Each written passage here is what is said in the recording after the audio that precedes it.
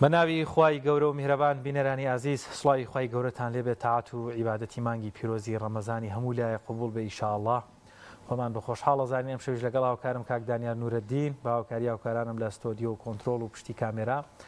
لە سی گەوهەر بە شێوەیەکی ڕاستەخۆ لە خزمەتانە بین بۆ پێشکردنی کۆمەڵێک بابەتی گرنگ و پەیوەست بە ژیاری کوردەواری و شەوانی قەدر.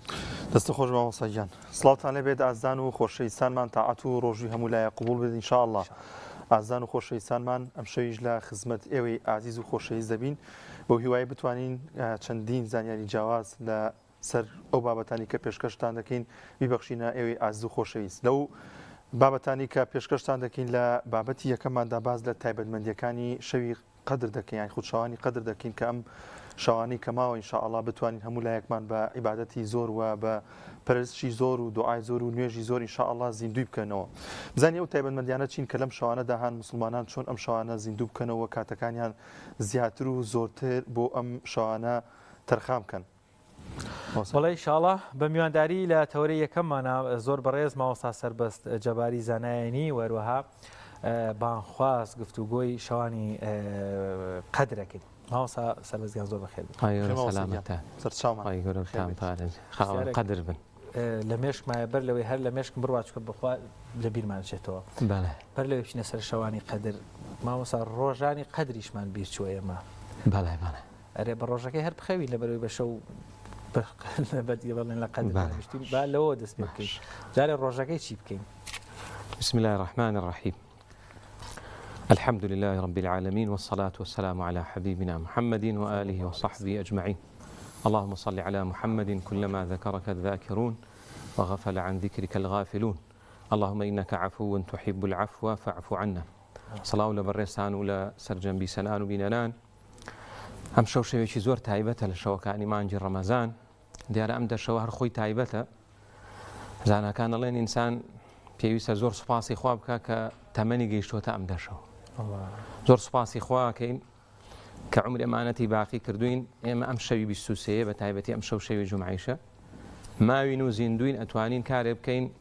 خوای گەورە لە خۆمان ڕازیکەین خوا لە من و لە ئێوەش و لە هەموو مسلمانان ڕازی بێن ئێمە لە ساڵا دووشمان هەیە ڕۆژانی پیرۆزمان هەیە و شەوانی پیرۆزیشمان هەیە. ڕۆژانی پیرۆز ڕۆژانی نۆمینەی حاجیانن وەلعەشڕەوەی کە قورئان سوێنی پێخوا ئەوە لە ساڵەکەیە دە ڕۆژی پیرۆز نۆمینەی حاجیانە بەس شەوانی پیرۆز ئەم دەشەوەیە ئەم دەشەوە دیارە زۆر تایبەتە پێغەمبەری خوا عەلەیهی سەڵات وسەلام لە لووتکەی پاچی و چاچی و دینداریە بۆ بەڵام ئەم دەشەوە شتێکی کردووە کە پێشتر نەیکردووە. دایکمان عایشە فەرمی ڕەزای خوای لێبێن نەبووە پێغەمبەر عەلەیهی سەڵات وسەلام شەوانێک سەرجەمی بە خەبەر بێ جگە لەم دەشەوە ینی ئەم دەشەوە پێغەمبەر صلی الله علیه و سلم نەخەوتووە. طبعا ئەمە فەرز نییە بۆ زانیشکە ڕەنگ بێ خەڵکێک ماندوو بێ بۆ مێسە تەلەبەمان هەیە وازان بڕێک لە زانکۆپەی مانگاکان کاتی امتیحاناتیانە ئەو کێشەیە تەلەبەیەک تا بەیانی بخێ ڕەنگ بێ بەیانی نەتوانێت امتیحان کە بەیانی هەینی ئەمە بەسم ڕۆژەکانی ترە ئەتوانێت پشوویەک بە بۆی کە ئەوەمان لێ تێک نەچێت. ئەم دەشەوە شەوێکی تایە زانەکە ناوە شەوی تەمەن ئێسێمە تەمەنمانوە لەسەر و چلەوەیە یەک شەوێک خوا بە نسیبتی بکە 83 ساڵ ئەوەندە عیبادەتت بۆ نووسری ینی دوو ئەوەی تەمەنی من تەنانم تەمەنی ئەوە گەنجترن دوو ئەوەی تەمەنی من لە شەوێکا بە نسیب تەبێ ئەگەر ئینسان کارێک بکە کە پێغەمبەر عەلەیهی سەڵات وسەلام کردوێتی و فەرمانیشی پێ کردووی. شەوی قەدر بە تەئکید لەم دەشەوەیە هەیە بەڵام بە تەئکیدیش دیاری نەکراوە بڵێ شەوی 27 یا شەوی 23 بەڵام شەوی ویترەکان زیاتر فەرمودەی لەسرە و شەوی 24ش فەرمودەی تایبەتی لەسرە. قەدر کە سورەتێکی قورئانیشی بەناوێ سورەتی 97 لە قورئانە سورەتی قەدر کە 5 ئایەتە لەو سورەتەیە خوای پەروەردگار موجمەل و پوختەی ئەو شەوە باسەکە. کەلیمەی قەدر لە زمانی عەرەبیان سێ مانای هەیە مانایکە بمانای ڕێز و حورمەت و پیرۆزی دێ دیارە ئەم شەو زۆر پیرۆزە چونکە پیرۆزەکەی لەوەیە شەوێک عیبادەتی 1000 مانگە یعنی 83 ساڵ. معنای دووەمی قەدر بە معنای تەقدیر و ئەندازەگیری و نووسینی بەرنامەی ساڵێکی سەر زەمینە کە ئەوە خوای پەروەردگار بڕیاری وایە ئەوەی کە بۆ سەر زەمینە بێ لەم ساڵەیە لەم شەوەیە بڕیاری پیا بدرێ وەکو لە سورەی دوخان فەرمێ فيها يفرق كل أمر حكيم خی گەورە فەرمێ لەم شەوەیە بڕیاری هەموو کاروبارێک ئەدرێ بۆ سەر زەوی کە بڕیاری ئەو ساڵە دێتە ئاسمانێکم بۆ لای مەلائکەتەکان و پێوترێ قەدەری حەولی واتە ئەندازەگیری ماوەی ساڵەکە. عەبدوڵای کوڕی عەباسە فەرمێ کەسی وا هەیە خەریکی دروستکردنی خانووە لەو ساڵەیە بەڵام لە شەوی قەدرا بڕیاری مردنی بۆ دراوە. تەمەن معناوانی خەریک نەبێ مەسەڵ یعنی مەبەستەکە و یعنی لە شەوی قەدرا بڕیاریەوە درێ من و تۆ ئەم ساڵ چی ئەکەین بۆی ئینسان بەخەبەر بێ دوعاکە شتی بۆکە. معنای سێمی قەدریش قەدر یەکێ لە معناکانی بە معنای تەنگبوونەوە و تەسەگبوون دێ فظن أن لن نقدر عليه یا لە ئاەتی ترا خوای پەروەردگارە فەرمێ فقدر عليه رزقه يعني ڕزقەکەی کەم بۆیە پێوترێ تەنگبوونەوە چکە لەم شەوەیە ئەوەندە مەلائکە دێتە سەر زەوی بە بێژمارە سەر زەوی وەک بڵێ تەنگ ئەبێتەوە تەسک ئەبێتەوە بچووک ئەبێتەوە. کەلیمەی قەدر ئەم سێ معنای هەیە هەر معنایەکیان بگری پێویستمانە ئینسان پێویستی بەوەیە کە لەو شەوەیە زیاتر کارێک بکە کە خوای پەروەردگاری لێ ڕازی. دەستخۆش بە مامۆستا گیان ڕوونکردنەوەیکی جوان بوو. تایبەتمەندیەکانی چین پێویستە موسڵمان چۆن لە تایبەتمەندیەکانی بڕوانە لە شەوی قەدردا؟ بەڵێ وەکو وتمان ئێمە ڕێنمایی کراوین دیارە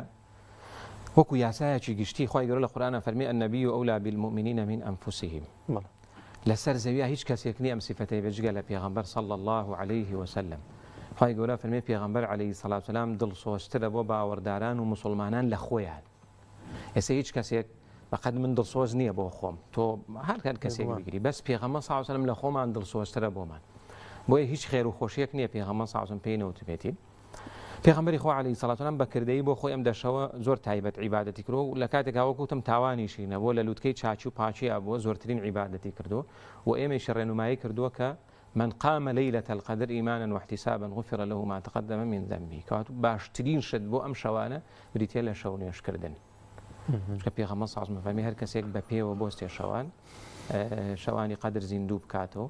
بۆیە یەکەم شتێک کە ئێمە مەطلوب و داواکراوە لێمان لەم شەوانەیە بیانکەین زۆرترین نوێژە ئینسان هەوڵدا زۆرترین نوێژ چەند ئیتاقە لێبوو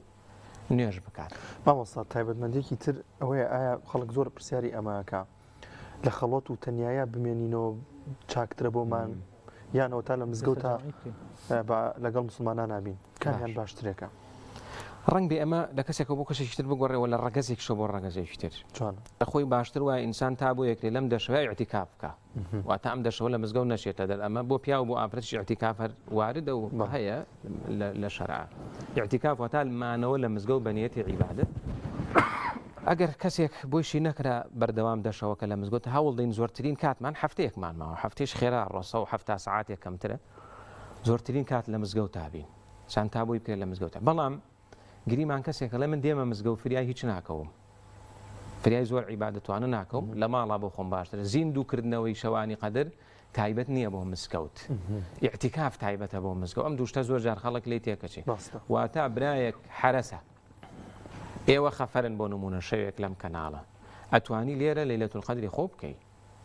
زیندوو کرد چکە پێغەمبەر صلی الله علیه و سلم ئەحیا لەیلەوە شەوەکەی زیندوو کردوەوە. شەو زیندووکردنەوە تایبەت نییە بەڵام مزگەوت پیرۆسترین شوێن ئینسان تا بۆی بکرێت کاتەکانی لە مزگەوت تابێ زۆرترین کات واتە ئەگەر ئیعتیکافی نەکرد لە دەروی مزگەوتی دەتوانێت ئەم عیبادەتە بکات. کەسێک بۆ خۆی لە ماڵەوە حەز ناکات بچێتە مزگەوت و قەرەباڵغی عیبادەت و تاعەتی خۆیەکە زۆر دروستە. مامۆستا تایبەتمەندی تر هەیە کە مەسەڵەن باشترین عیبادەت ئەوە بێ بیکەین یاخود دوعا بێ نوێژ بێ هیچ شتێ دیاری کراوە زانایان چۆن باسی ئەویان کردووە بۆ شەوانی قەدر؟ طبعا شەوانی قەدر دووشت زۆر موهیمەتی هەیە. یەکەمیان شەو نوێژ جا هەوڵدەین لە شوێنەکانە زۆر بمێنینەوە. ئێستش خەڵکی کوردی ئەمە هەروە حاڵی بۆ لە سوژدەیە سێجا بڵێ سوبحانە ڕەبی العەظیم بەسەم شەوانە فرسەتە 20 جار بڵێ 30 جار بڵێ چکە ژمارەی نییە. تۆ تەسەوور کە پێغەمبەری خوا عەلەیهی سەڵات وسەلام هەندێک جار لە شەو نوێژا بە ئەندازەی خوێندنی سوورەتی بەقەرە لە سوژدەیان ماوەتەوە خۆمە 3 جار نیوتەوە وانە ڕەنگ بێ 300 جار زیاتر وتبێتی و دوعا و مناجاتی تایبەتی خۆشیە بۆ پێغەمبەری خوا صلی الله علیه وسلم. بۆیە نوێژەکان درێژکەینەوە یعنی ئەوە بۆ ئیمامی مزگەوتەکان و خەڵکی تر کە نوێژەکە خێرا لە ڕکوع و سوجودا هەڵنەسینەوە ڕکوع و سوجود درێژکەینەوە تایبەتی سوژدە ئینسان هەرچی لە سوژدەیە داوای بکە. لە شەو نوێژە بە پێوەستان زۆر موهیمە لەگەڵ سوژدەیە ئەم دوو عیبادەتە تایبەتمەندی خۆیان چکە دەقی زۆر لەسەرە بە تایبەت. و دایکمان عایشە فەرمووی ڕزای خوای لێبێ ئەی پێغەمبەر عەلەیهی سەڵات وسەلام ئەگەر زانیم شەوێ قەدرە چی بڵێم؟ فەرمی دوعا بکە ئەم دوعای اللهم إنك عفو تحب العفو فاعف عني چونکە خوای پەروەردگار لە هەموو شەوێکی قەدرە خەڵاتی لێخۆشبوونی تایبەتی هەیە هەموو شەوێکی قەدر ئەم دەشەوە زیاتر هەبێ بۆ ئینسان هەوڵدات ئەم دەشەوە خۆی مەشغوڵ کا بە عیبادەت و تاعەت و هەنوو بەداخەوە لەم شەوانەیە لە مزگەوتێک بڕێگەنجم بینی لە دواوە خەریکی یاریکردن بوون دیارە گەنجن و ڕەنگ بێ نەزانن ئەبێ پێیان بوترێ کە ئەمە فرسەتێکە ڕووی نایەتەوە بەڕاستی چونکە نازانین کەسمان نایە گەینە ڕەمەزانێکی تریان پێ ناگەین زۆر باشە ماوەستا سەربەست بڵە پرسیارێکی ڕێگە حەق جێگەی خۆی بێ حەق خۆی بێ بکرێ بەڵێ زانایەکی کورد هەیە نازانم زۆر ویستم تاکیدی کەمەوە ماوەسە ئەحمەی مفتیزادەیە ماوەسە ناسری سوبحانیە جۆرێکی تر لە شیکردنەوە کا بۆ شەوانی قەدەر لێرە و لێوێ من بینیم لە سۆسیال میدیا بەڕاستی ڕەنگە دوو جۆر لە بیرکردنەوە هەبێ ئەڵێ نا ئەم شەوی قەدرە یەک جارە ڕووی داوە ئەمێ تەنها یادەکەی یەکەینەوە واتە ڕووداوێکی مێژوویە شەوانێکی پیرۆزە و بڕیار نییە ئێمە عیبادەتی هەزار مانگمان دەستکەوێ نازانم ئەوت خۆت بینی بێت ئەگە پەیامێک کتێبیان ڕەنگە هەر ئەمەش بگەێنی ڕەنگە زۆر زۆر گرنگ بێ بۆ ئەو نیشتیمانیانمان ئەم قسەیە بەڕەهایی بوترێ ڕاستە ڕاست نییە بەڕەهایش بوترێ هەڵەیە هەر هەڵەیە بەس بینیتە بابەتەکە ئەوەی زۆر باش لە شەوی قەدرا قورئان نازڵ بوو ئەمە دووبارە نابێتەوە ڕاستە قورئان کە نازڵ بووە لە لەوحی محفوظات و ئاسمانی یەکەم ئەوە ئینا ئەنزەلناه فی لەیلة القەدر و ئەو پێنج ئایەتەی ئەوەڵی سورەی ئیقڕائیش لە شەوی قەدرا دابەزیوە کە خوای گەورە فەرمی قورئانمان دابەز بەڵام ئەبوزەر پرسیاری کرد لە پێغەمبەر صلی الله علیه و سلم فەرمووی ئەی پێغەمبەر ئەم شەوی قەدرە هەر بۆ یەک ساڵەیان بەردەوامە فەرمی بەردەوام فەرمی تا قیامەت فەرمی تا قیامەت ئەمە یەکلایە کاتەوە صحیحە و کەوت نەس ئێتر قسە نامێنێ ئەوە لە تەفسیری بن کەتیر و لە زۆرێک لە سەر چاوەکانی تەفسیرە هاتووە دوایی بۆ ئێمە ئەم دەرگا خوای پەروەردگار ڕەحمەتی زۆر من ئەمڕۆ زۆرم بیر کردەوە لەم 83 ساڵە یعنی جارجارە وەک ئەگەر بە عەقڵ بیکەی ئەڵێ باشە یعنی چی ئینسان شەوێک چەند سەعاتی عیبادەت کا 83 ساڵی بۆ بنووسێ بەڵام دوای بیرم لە ڕەحمی خوا کرد و ئەم ڕەحمە فراوانی خۆ بۆ هین کەین تەسەکەین ئێستا ئێمە زیاتر پێویستمان بە ڕەحمی خوایە لە زەردەمی پێغەمبەر عەلەیهی سەلام چونکە سەردەمی پێغەمبەر سازم خەڵک زۆر پاک و چاک بووە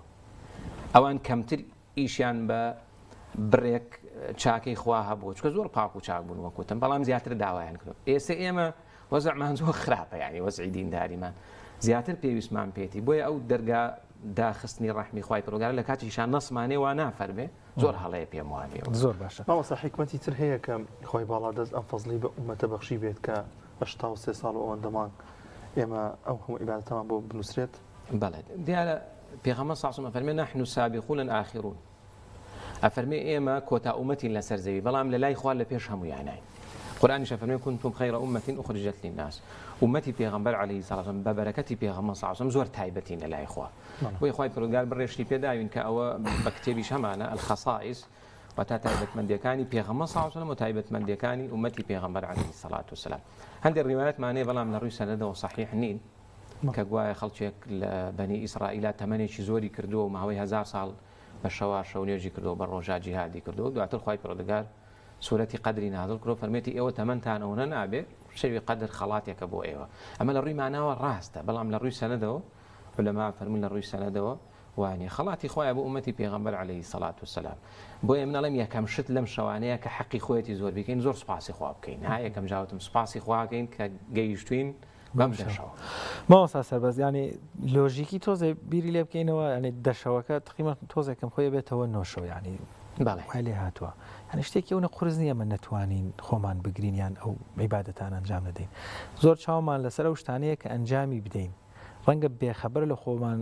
حسابێکی بیرکاری هەیە ئەو شتانە چیە هەر نەیکەین یان خۆمانی لێ بپارێزین ڕەنگە تۆ نەتوانی لە هەموو شتێک بەردەوام خۆت بپارێزی بەڵام خۆ ئەکرێت لەم دەشەوەیە بەڕاستی زۆر هەنێشت هەبێت لامانیش ئاسایی بێ بیشیکەین بەڵام نەکردنی باشتر بێ ڕەنگە زۆریش خراپ بێ کەواتە ئەو شتانە چی نێمە هەر نەکی نەیانکەین خۆی گەورەی ئەم شەوە لە ڕووی سەعات و کات و ئەوانەوە هەر کوشەوی تر وایە مەغریب تا بانگی شەو لە شەرع مەغریب تا بانگی بەیانی وەکو شەوانی تر وایە بەڵام گەورەیەکەی بتێ لەبەر خاتری قورئانەکەیە بۆیە من ئەم شەو کە دانیشم بۆ قەدر سەیری ژیانی خۆم بکەم چیم هەیە پێچەوانەی قورئان ئەگەر نەیگۆڕم کەواتە من لە شەوی قەدر حاڵی نەبووە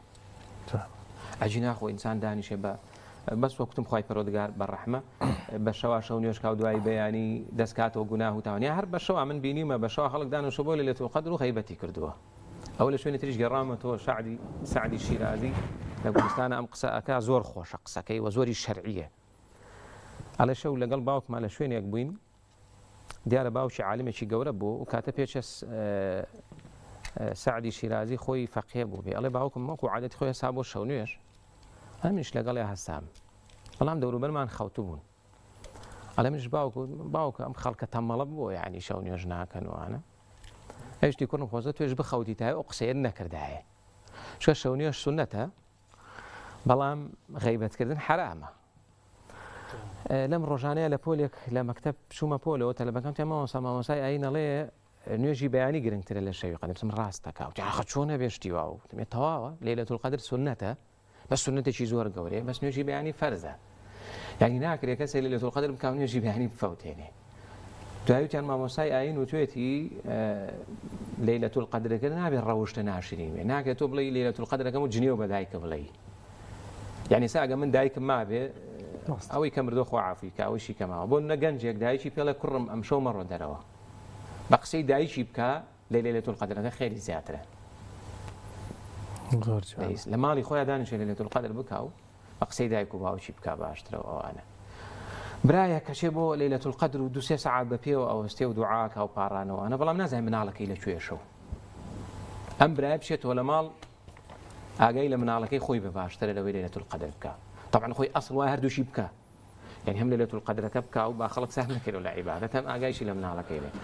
والله تينا جيشتن ل أصلي دين داري زور مشكلة يعني ممكن بقول ليلة القدر سنة زام كم شيء كم كرة كم شيء كم زور شيء براستي يعني سيشوار ساعة مزجو تعدانيش مو ذكر كم جريانو سجدي دريج وأنا بس كرة كم لأني قال خانة بيه وابتشم دسي كرة كم قريب مو مال بابني هردوك ما مخوين وكو باوشي سعدي شيء عزيزي وزجت توجب بخوت تعاون كره وزجت أو بياني لمزجوت إنه كرة كان لأني قال خانة دەستی کوڕەکەیانە گەورە هەر چوانە چوون ئەخەوتن بەیەکەوە کێشە کەمترە بۆیەوە و عیبادەتەکەیش خوای پەروەردگار بۆی ئەنووسی دەخوا دەست خۆش ظاهر وایە والله تعالى عالم زۆر باشە مامۆستا لەم شەوانەیە لە خەڵکێکی زۆر لە تەمەنی گەورە مناڵ لە خانمان لە پیاوان لە شوێنە جیاوازەکان دانیشن باشترین جۆری ڕەفتار بە دڵنیا بێ بە ئەزمونونەکان جوانتر بتوان ڕێنوونی گەنجەکان بکەن خاڵێکی گرنگت باسکرد ناکرێ من بەس لە ناو حرەمی مزگەوتم بە موبایلەکەمەوە خەریب بم چوزانم مناقەشەیە بکەمیان کۆمەڵێک دەواازەی گفتوگۆ دابمەزرێنم هەموو شەوەکە بڕوا مۆژگاری چیە لەسەر ئەمانە خۆمان لە چی بپارێزین بەتابەت لە ناو حرەمی مزگەوت هەمیشە لە دینداریە خۆپاراستن مهمترە لە کردن بەچیە بە لا إله إلا الله پێشەوەی بڵێ إلا الله بڵێ لا إله لا إله مامۆسایەکی بەڕێز لەم بەینام محاضەرێکی بوو لەسەر لا يعني نكردن مهم ترى لإسلامه يعني من قبزان مشي يقدر نشوف ليلة القدر نيو ساعة شو نيو ساعة سير اشتي خراب لموبايله كم أما جاري اجتهادي أما بكم وازا شو نيجا كبينم كاري بكم أم خراب بكورن وأقد اشتي وايش ما بيني أبي زور بهدي ونرموني أنا بيكورن يك تربون لخلقني لما زقوت عبه هيش شويك أو براسي هلا ما قالش يعني تو تصور كسي أم قوريني بيغمبر عليه الصلاة والسلام بيغمبر إخوة عليه الصلاة والسلام لما زقوت هذا دانيشتوه گەنجێک لە دەرگای مزگەوتەوە دێتە ژوور ئەڵێ مۆڵەتم بەبا زینا بکەم ئێستا ئەگەر لە دەرگای مزگەوتی ئێمە گەنجێ بێتە ژوورەوە بڵێ بێ مامۆستا چی لێ هەر هەمی بۆی هەڵەسێ هەر لە دەرگاکە پاشقڕێکی لێن و ملێشکێنن بەڵام پێغەمبەر ساسم فەرمی لێ گەڕێن سەحابەی شۆزێک ئەویان بۆ دروست بوو فەرمی لێ گەڕن با بێتە پێشکە هاتە بێش پێغەمبەر ساسم کۆمەڵی پرسیاری لێ کرد گفتوگۆیەکی هەیە منانە و زیناکەی لەگەڵ چێە ئەو کەسی تۆ زینای لەگەڵاکە یا دایکی خەڵکە یا خوشکی خەڵکە یا کچی خەڵکە حەزەکە ئێمانە لەگەڵ کەس و کاری جواب کرێنە دەیفەرمی خەڵکیش حەز ناکات زینای لەگەڵ گەنجەکە وردە هێدی بۆیە پێغەمبەر ساسم دەستی خستە سەر سنگی و دوعای بۆ کە فەرمی خۆیان دڵی پاکەیتەوە داوێنیشی پاکراگری گەنجەکەڵێ ناشرینترین تاوان تا مردن لەلام زینا بوو گۆڕی نەبێ وابێ گۆڕینی تاوان بەس من مناڵەکەم شتێ خراپکە ئەکسب چێشم بەدەست و ئەوانەیە پێغەمبەر ساسم ئاوا شتی خراپی نەگۆڕ لەناو مزگەوتەوە بۆ چی تاوانێ چیش تاوانی زینە خۆش مامۆستاجان سەبارەت بە مامۆستایانی ئاینی تایبەتمەندیەکەی مامۆستایانی ئاینی پێوەی پابند لە شەوانی قەدرا لەوەی کە بانخوازی بکەن وەڵام مامۆستایانی ئاینێ بێ دوعای خێران زۆر بۆ بکەن چکە زۆر ماندوون لە مانجی ڕەمەزانە بە شێوەیەکی گشتی بەعام بەڵام حەقی خۆیەتی مامۆستا بەرنامەی زۆر باشی هەبێ بۆ مزگەوت خەڵکی بەعام مامۆستا پێم وابێ لەم مانگەیە زۆرماندۆ بێ ئیشی گەورەی مامۆستا بڵێ بەردەوام مامۆستا لە خزمەتی خەڵکە بەڵام مەقە مزگەوتەکان بەرنامەیان هەبێ مامۆستا بزانێ خیتابیش بەیانی جومعەیە من نەزانم چی باسەکەم بۆ ئەم خەڵکە چی پێویستە گونەحبارە بم یعنی سەب مامۆسامانەی خودبەکەی حازر نەبێ وڵای گونەحبارە بێ خیانەتە لە ئەمانەت یعنی بێ هەفتەی پێشەوە بزانێ ئەخیر خودبەی جومعە چی باسەکا بۆ خەڵک ئەزانێ ئەم شەوێکی پیرۆزە چۆن ئیدارەی مزگەوتەدا ئەوانە ئەوە ڕەنگ بێ هەندێکی وەک عیبیش بێ من ڕێنمای بەعزی مامۆستای ئاینشکوانە بڕێکیان مامۆستای ئێمەنەوە مامۆستا سەربەزگانەزانم لە عیبادەتی شەڵا مزگەوتمان نەکردی خۆی گەورە مەشت بە عیبادەت بۆ بنووسێ التیزامات دەوێ بگەڕێتەوە بۆ مزگەوت بۆی شەوەکەشت لێ خراپ نەکەینا چ پەیامێکت ماوە لە دڵ تا ڕەنگەی من نەمانزانی بێ بیپرسینیان گرنگ بێتەوە بەیانیکەی داو چەند خولەکەی ماوەمان ئەگەشتێکت ما بێ و پەیامی کۆتایی لە خزمەت تاوین باش وڵای گرنگترین شت بۆ خۆم و بۆ هەمومان بە تایبەت لە ئەوڵ بۆ خۆم تەوبە زۆر گرنگە لەم ڕۆژانەیە بە گەنجێکم وت شەوی یەکەمی عاشر بۆ بڵێن شەوی 21 بە ڕۆژەکەی ئاوا بینتم ئەم شەو کارزانی تۆزە ئیلتیزاماتی کەمەوە تم ئەم شەو فرسەتە تەوبەیەکی ڕاست و دروست بکەم تی بۆ مامۆستا من کافرم منیش تەوبە ئەکەم ئەم شەو چکە خۆی گەورە لە قورئانە فەرمیوە وتوبوا إلى الله جميعا أيها المؤمنون تەوبە پێش هەموو ئیماندار پێویستی پێیەتی ئەم چەمکە غەڵەتە زۆر مشکلەیە یعنی لەناو خەڵکە کاڵی تەوبە بکەوە زانێ کابرا ئەڵێتر تۆ کافری و ئەبوو جەهل نە تەوبە زۆر مهمە و مراجعەیەکی ژیانی خۆمان ئەوە کە وەکوتم ئینسان بیکات بزان چی شتێکمان پێچەوانی قورئان و سونەتە قازانجمان لەوەیە پابەندی زیاترمان هەبێ بە قورئان و بە سونەتەوە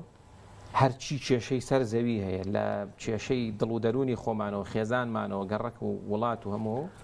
هۆکارەکەی لادانە لە فەرمانی خوا و پێغەمبەر عەلەیهی سەڵات وسەلام مهمترین شت بۆ من لە شەوی قەدرەکە ئەڵێم بۆ من یعنی من بۆ خۆم تۆ بۆ خۆت ئەو بۆ خۆی ئەوەیە من لەبەر خوا ئەم ڕەمەزانەوە لە تاوانێک بێنم کە ئازام تاوانی ئاشکرایە کاڕەوی دەستخۆش مامۆستا گیا مامۆستا سەربەز جەباری باخوات یەخوا بەخێر بێت هاتان قبول بێ دەستکان خۆش بێ مامۆستاگەی ئینشەڵا گەڕایتەوە مزگەوت خوا لە دوعای خێر بێ بەشمان مەکە خوا لە دڵەوە مامۆستا باشترن یاخوا سەلامەتی مامۆستاگەی سپاس دەکەم ئازان خۆشەویستان دەچینە لای ناوبڕێک و دواتر بەردەوام دەبین لە بەرنامەکەمان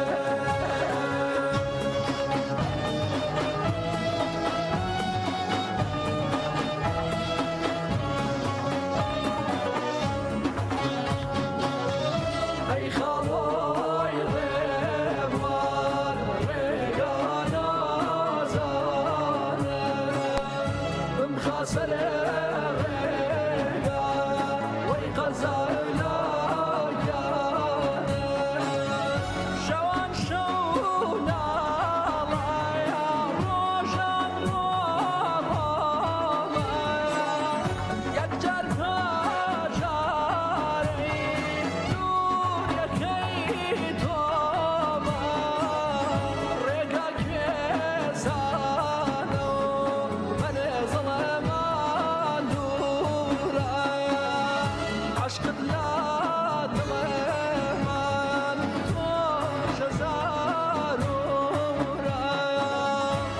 خەڵۆی ڕێوان ڕێگا نازانم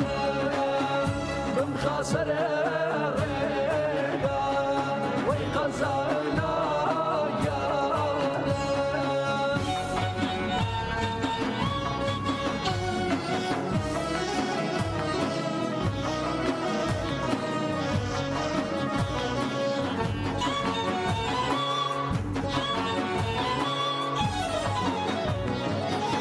فراقد فريق مخالو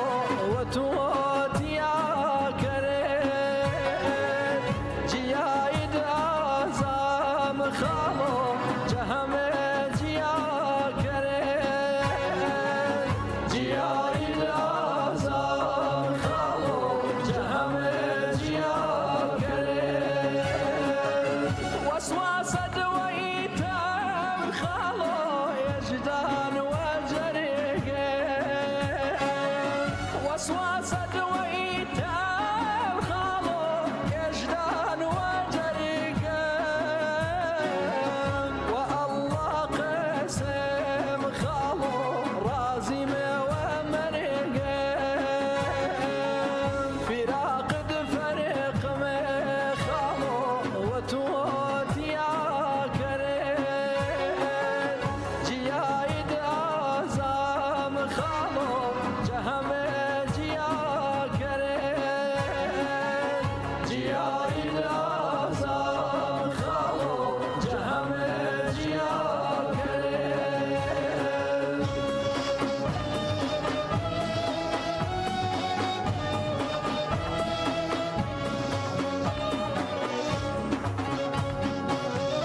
أي خەڵۆی ڕێوان ڕێگا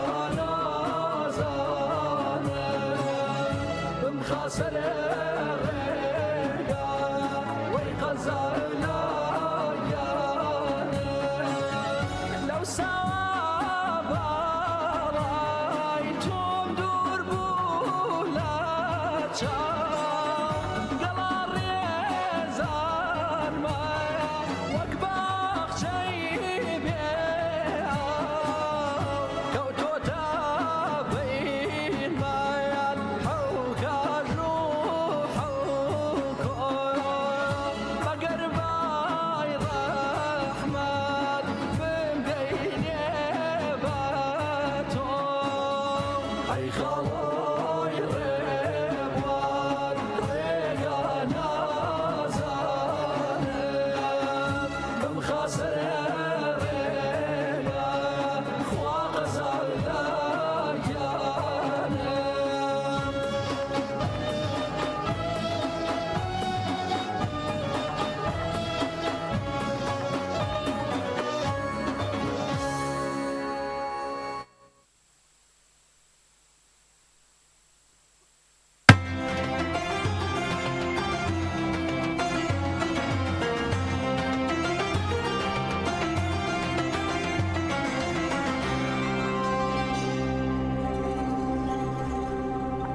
دووبارە سڵاوتان لێبێ عزیزان لەم بەشەی بەرنامەکەمانە باس لە شەوانی قەدر و وهروەها ئەو مامەڵەی کە ڕۆژگارێک ڕەنگە لە حوجرە و لای فەقێیان یان لە ڕۆژگاری دەوڵەت و یان مێژووی زۆر دوور چەندین ساڵە و چەند سەدەیەک لەمەوبەری کورد کە زیاتر لە شارەکان و لە تەکیە و خانەقاکان و بەگشتی مامەڵەی شەوانی قەدر لە ڕوانگە مێژوویەکەیەوە بە هاونیشتیمانیانی ئەم وڵاتە شارەکان بە نمونە شاری سلێمانی چۆن لەگەڵ شەوانی قەدرا مامەڵەیان کردو یاخود لەو شەوانەیە چی گوزەراوە چۆن عیبادەتەکان ئەنجام درراوە بە میوانداری زۆر بەڕێز جنابی پرۆفیسۆر دکتۆر ئاراس حەمەساڵح مامۆستای زانکۆ وەروەها شارەزایەکی زۆر ورد و لێکۆڵەرەیەکی دیاری بواری مێژووی مزگەوت و هەروەها میرنشین و دەوڵەت و تۆچکە و میرایەتەکانی نێو کۆمەلگای کوردەواری دکتۆر گیان زۆر بەخێر بن. بەزگیشمان نەچێ مامۆسا شاعرێکیشمانە بێت ئەفۆن کاگە ئەحسان حەسەنی شەڵایە بۆلامان ئەویژە بەدەنگە خۆشەکەی دواکەوتش لەگەڵمان بەشدارە بێ ئیشەڵا مەجلیسەکەمان نورانی تر و ڕۆحانی ترەکە ئیشەڵا. جا دکتۆرە بێت دەرفەتی ئەم بەرنامە شتێکتر ببینی نەزانی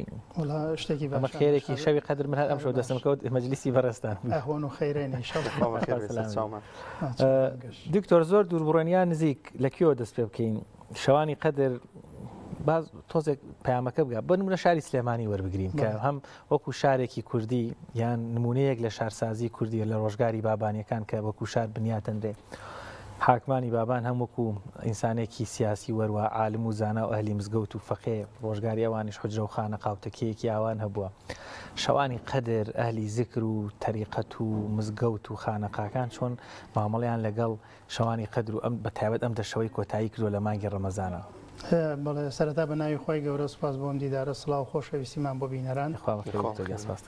ئێمە کێشەیەکمان هەیە کە دین باسی مێژوی کورد و مێژوی حجرە و مێژوی ڕەوشی ئاینی و ڕەوشی ئاینداری لە کوردستانە ئەکەین ئەم مێژۆن نەنووسراوەتەوە هەر کاتێ بێن لێ کۆڵێنەوەشی تیا بکەین لەوانەیە زۆر ماندوو بین تا هەنێ سەرەداومان دەسەکەوێ بەڵام بە شێوەیەکی گشتی ڕەوشی دینداری لە کوردستانە لە کۆناوە تاکو ئەم سەردەمەش ڕەوشێکی کللتوریە خەڵکی حەزی لە دینداریەکی کللتوریە ئەگەر سیر پێ خەڵک ئەوەندەی کەیفی بە مناسبەکان و بە مەولود و بەم جۆرەشتانە دێ ڕەنگە منە کەیفی زۆر بە محازرەیەکی علمی نەی هەتا ئەم ساتش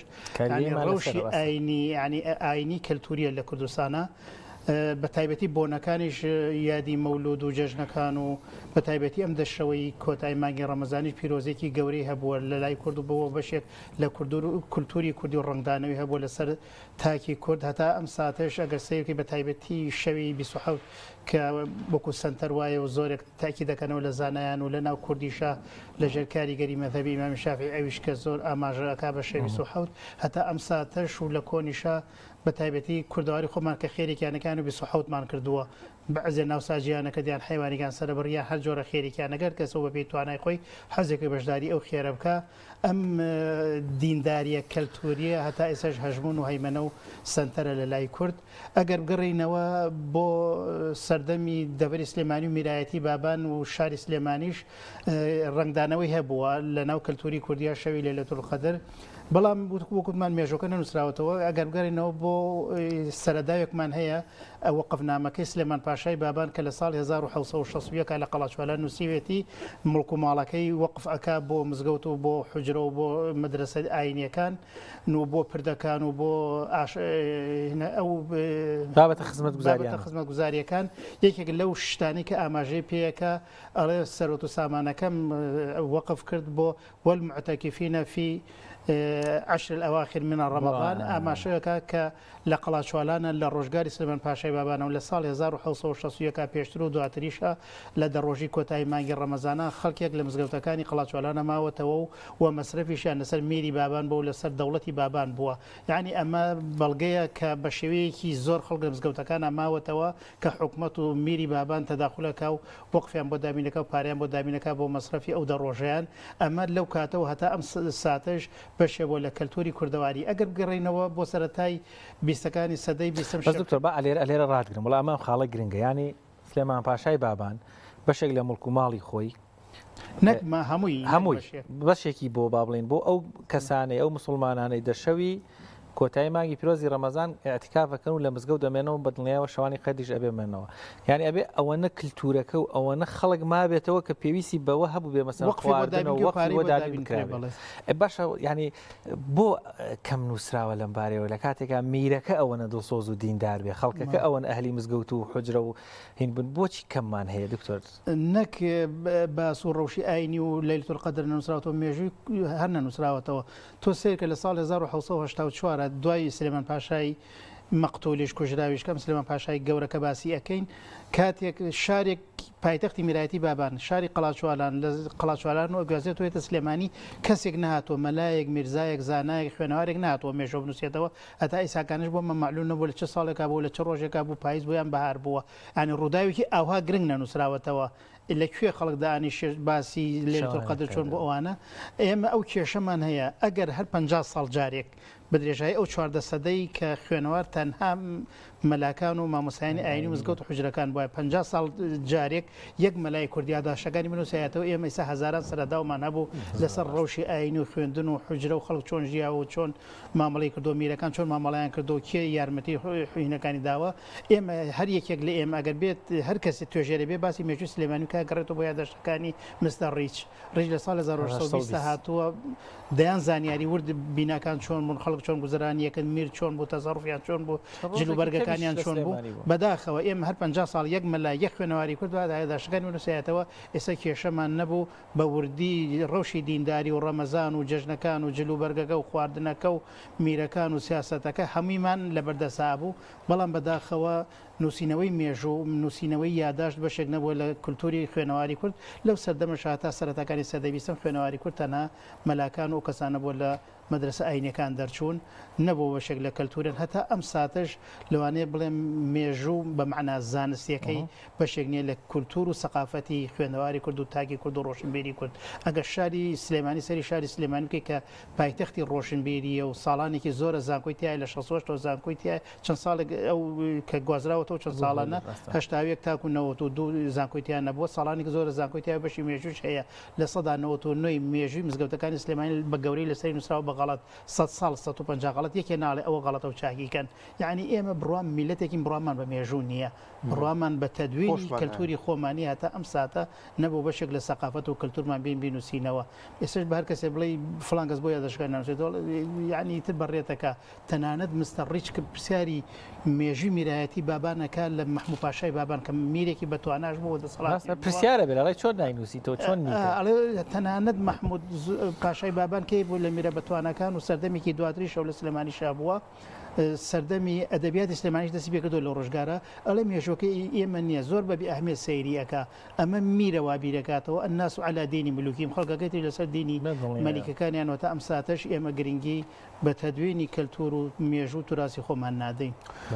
خۆش بێکاک دکتۆریان بۆ پێیکە لەو سەردەمەدا زۆرترین حجرە بوونی هەبوو لە نێو مزگەوتەکاندا چەند مزگەوت هەبووە لەکوێ زیاتر شەوەکانیان زیندوو کردوێتەوە و لەگەڵیا لەوانەیە لەو سەردەمەدا نەخوێنەواری زیاتر بوو بێت بۆ پێە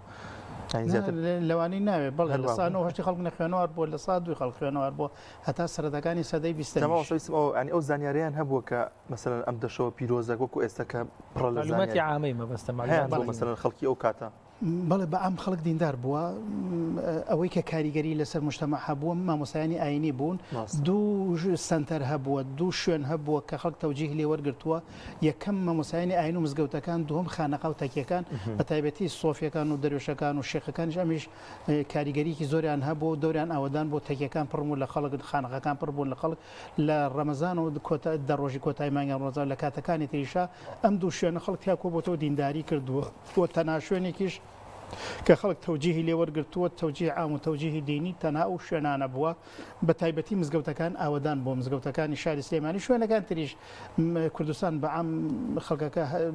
دیندار بۆ و خۆشەویستێکی هەبوو بۆ دین هەتا ئەم ساتش ئەگەر سیرکە خەڵکێکی زۆر مانای ملتەزیم نییە بە مزگەوت و نوێژکردنەوە بەڵام لە مانگی ڕەمەزانە هەم نوێژگە هاوچۆی مزگەوتیشەکە هەر لە هەموو گەڕەکانی سلێمانیە ئەمە بە شێوەیەکی زۆر زەق ئەیبینین بێگومان لە ساڵانی پێشووتریشە لە سەرەتاکانی سەدەی بیستەم و ئەولاتریشە زۆر دیارتر بوو کاریگەرتر بوو خەڵک زیاتر کۆبووەوە بە تایبەتی لە عەشری ئەواخیرە لەم دەڕۆژەی کۆتایی مانگی ڕەمەزان و لەیلەتول قەدرە کە پیرۆزێکی زۆری هەبووە لە مزگەوتەکانە بە تایبەتی و لە تەکیە و خانەقەکانە کۆبوونەتەوە ذیکر و یادی خۆیان گەورەیان کردووە بەڵام ڕاستە ڕێژەی خەڵک زانیوێتی ئەوەی زانی و لە مامۆسایانی ئاینی ئەوەی وەرگرتووە کە ئەم دەڕۆژە زۆر پیرۆزە و لەیلەتول قەدرە و خێری هەشتا ئەوە ساڵی هەیە ئێستش خەڵکە نەخوێنەوارەکەش ئەم حەقیقەتانە ئەزانێ لەوانەیە بڵێم ئەوەنەی خەڵکی ئەو خەڵکە سادەکە و خەڵکە ئاسایەکە ملتەزیمە بەمانەوە لە مزگەوتا و یادی لەیلەتول قەدر ئەوە خەڵکە خوێنەوارەکە چینە ڕۆشنبیرەکە ڕەنگە ئەوە ملتەزیم نەبێت لەم کاتەش لەوانەیەوە بۆ خۆی بەڵگە بێ مامۆستا شوان لە زۆرێک لە گەڕەکە کۆنەکانە مزگەوتێکی کۆنیشی لێ ینی بۆ پێ ینی ئەوەندەمان زۆر پابندون بە دین و یەکسەر بیریان لە دروستکردنی مزگەوتش کردوێتەوە دانیار ئەگە سەری گەڕگە کۆنەکانی سلێمانی بکەیت بۆ نمونە گەڕێکی سابونکەران گۆیژەی کۆن کە ناوی سابون یعنی زۆر عجایبە مزگەوتەکان 100 مەتری بینە مزگەوتی شێخ ئەمینی خاڵ و مزگەوتی شێخ محەممەد بەرزنجی و مزگەوتی سەید حەسەن 100 مەتریش نابێ بینیان نازانم هەر خەڵکەکە زەروریات بۆ مزگەوتە زۆرانە هەر 100 مەتر و مزگەوتێکی تیا بۆ یان خەڵکە تااقەتی نەبوو زۆر بڕوا بۆ دوور بەلام و عجایبە لی تێ ناکەم یان مزگەوتەکە دەوری مەکتەبیشی بینیوە مناڵان هاتووی مزگەوت زۆر لەوێش فێری خوێنەواری بوون و بە تایبەتی لە وەرزەکانی هاوین ئەمانە ڕەنگە وەکو مەکدەوری مەکتەبیشی بینی بێ مناڵان چوو بن لێ بەردەوام وەکو مەکتب دەرسیان خوێن بێ ئەینا معنایتیانە لە مەسافەی 100 مەتر لە گەڕگە کۆنەکانی سلێمانیە دوو مزگەوتی تایە زۆر دکتۆر لە پاڵ سلێمانی بە سەفەرێکی هەولێریش بکەین یعنی کەسێکی وەکو سوڵتان مزەفەرەدینی کۆکەبەری یادێکی مەولود ئەوەندە بە گرنگی دەست پێوەگرێ هەڵەنە بە ماوەی ژیانی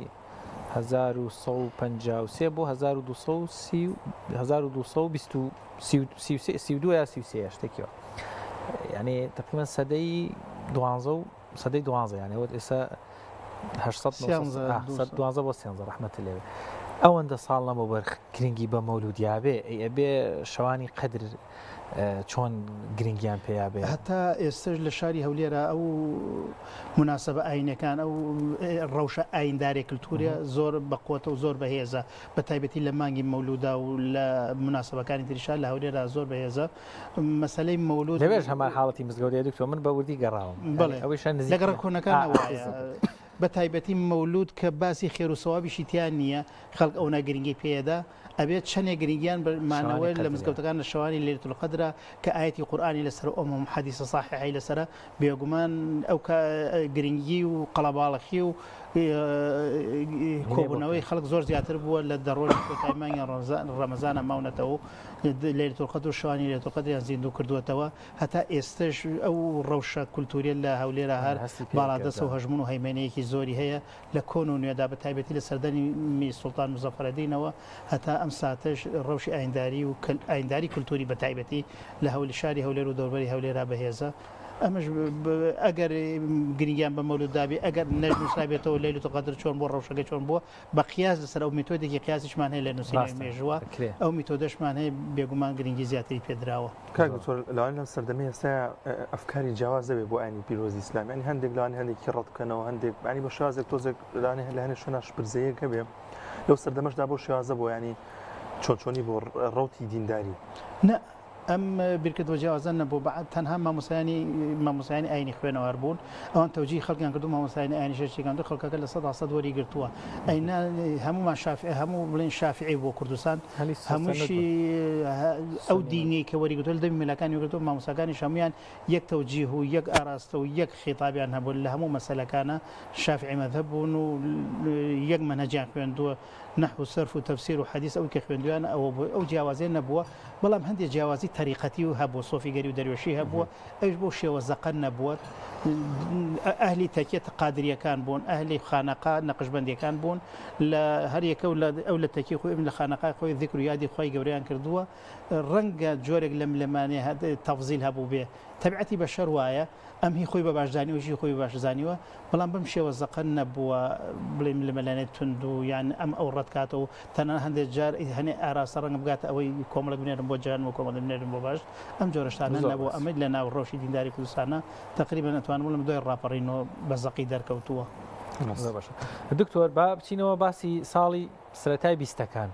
تۆزی ئەهلی قەڵەم لە دەرەوەی حوجرەکانیش دروستە بن و ناوەندە ئەکادیمیەکان تا ڕادەیەک لەبەرەوەی کۆمەڵی خەڵک ئەچێتە دەرەوەیەتەوە خوێندن و تاپخانەی میری و فەیسەڵی ئەوانەیەت ومانە ڕەنگە هەنێک یادداش نووسرابێتەوە یاخود جۆرێک لە جۆرەکان تۆمارەکان تۆزێ زۆرتر بن وەڕەوشی دینداریش ڕەنگە تۆزێک فۆرمی گۆڕانکاری بەسەراتێت و کرانەوەی کە شوێعی گەری تۆزێک پێم وابێ ئەو کاتە فکرەیەک هەبوو بێ ئەو کاتە چیمان هەیە و بارودۆخی شارچی و گۆڕانکاریەکی بەسەرادێت تۆمارێکمان دەربارەی شەوانی قەدر هەیە لە سەرەتای سەدەی بیستەمە بەتایبەتی لە بیستەکانەوە نخبەی ڕووناکبیری کوردی بەتایبەتی ئەو خوێنەوارانەی کە لە ئەستەمبوڵەوە گەڕێنەوە یعنی نخبەی ڕووناکبیری کوردیەت و ئەم لە بلانە دروستە بێت لە نێوان تاکو پیاوتۆ مسقۆف و خەڵکە ئاسایەکە دروست بووە بەتایبەتی ڕووناکبیرەکانیش خەڵکێکی زۆر گوێی بۆ کردن و کاریگەریان هەبوو ڕۆژنامە دەرچووە گۆڤار دەرچووە قوتابخانەی نوێ زۆر بووە بیری نەتەوەیسی گەشەی کردووە بیری چەپ گەشەی کردووە بیری مەدانی و مۆدێرن وردەوردە گەشەی کردو توێژی خوێنەوار زۆر بووە لێرەوە ڕەوشێکی تازەیەتە پێشەوە بەتایبەتی ئێمە ئەگەرگرن بۆ یادەشەکانی پیرەمێرد لە ڕۆژنامەی ژین و ژیانە و ئێستاش وازانم هەندێکی خەریکە ئەنووسێتەوە چاپ ئەکرێ هەندێک ئاماژەی باشی تیا هەیە لە بیسیەکانە پیرەمێرد ئەڵێ یادی مەولودمانە کردەوە بەتایبەتی لە قوتابخانەی زانستی کردوێتەوە لە شاری سلێمانی لە مزگەوتەکانە کراوەتەوە شێخ محەممەدی خاڵ ئەڵێ ئێمە لە مانگی مەولودا لە ناو جگەلەوەی لە ناو مزگەوتەکانی سلێمانیدا ئەمی یادەمانە کردەوەچین بە دیهاتەکانی دەوروبەری سلێمانی شاگەڕین باسی پێغەمبەر و سەڵم باسی مێژووی پێغەمبەر و سەحابەمانە کرد تەنها کەناڵێک کە دینی لێوەرگێ و دینی لێوە فێر بێ ئەم مناسەبانە بووە کە وەکو کەناڵی بەکارێن هێناوەیان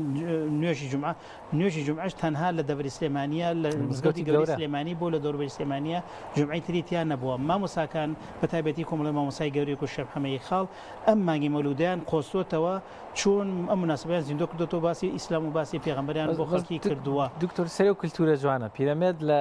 ڕۆژگاری باڵێن بەهار سەرەتای بەهار جژنی نۆرۆزەکە هەر هەمان پیرەمێرد بە ڕۆحێتێکی دیندارانەی کوردانەی جوانەوە چێ مەولود دەکاتە دەرفەتێک کاری بانخوازیەکە چەند ئەو فەراغەمانەیە خۆی پیرەمێرد وەکو هێناڵێ ئەحمەی خانی لە مەموزینە ئەڵێ مەموزینەکەم بە بەهانە و خەمی دڵی خۆمەکەم فەسانە خەمی دڵ پیرەمێرد کۆمەڵە مەبەستێکی هەبووە بەتایبەتی ئەمەی کە هانی شێخ محەممەدی خاڵی دا و مەولود نامێنەوە ئەسەر بنووسێتەوە یادی مەولودی کردووە لە قوتابخانەی زانستی و لە شوێنەکانی تریشا بەتایبەتی لە مانگی مەولودەوە لەگەڵ مامۆستایانی ئاینی شێخ حوسێنی مەلا حوسێنی پیسکەندی و شێخ محەممەدی خاڵا گەڕاون بە دیهاتەکان و مزگەوتەکانی سلێمانیە ئەمە وەکو هۆشیاریکی ئاینی بۆ ئەوی خەڵک بەتایبەتی ئەو لە ئەستەمبوڵ بووە کاریگەریش بووە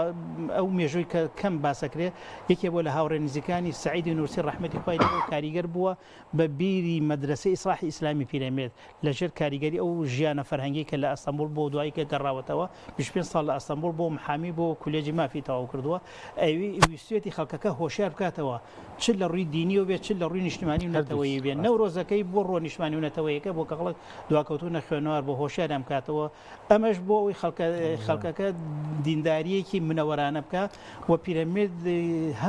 هەندێک خەڵکی دینی دژایەتیان کردوتیان ئاگرپەرستە هەم شیوعەکان دژایەتیان کردوتیانە بە کرێگیراوی ئینگلیزات چونکە هەر کەسێک لەو چلەکان و پەنجەکان و شەسەکانە ئەگەر چەب نەبوو بێت توتیانە بە کرێگیراوی ئینگلیزە و ئەمە دژی مۆسکۆ و دژی ئاڵای سوور و ئەمانەیە پیرەمێرد گیری خواردۆ لەو بینە بەڵام هەر کۆڵیشی نەداوە بەتایبەتی بە هاوکاری هەنێ خەڵکی منەوەری و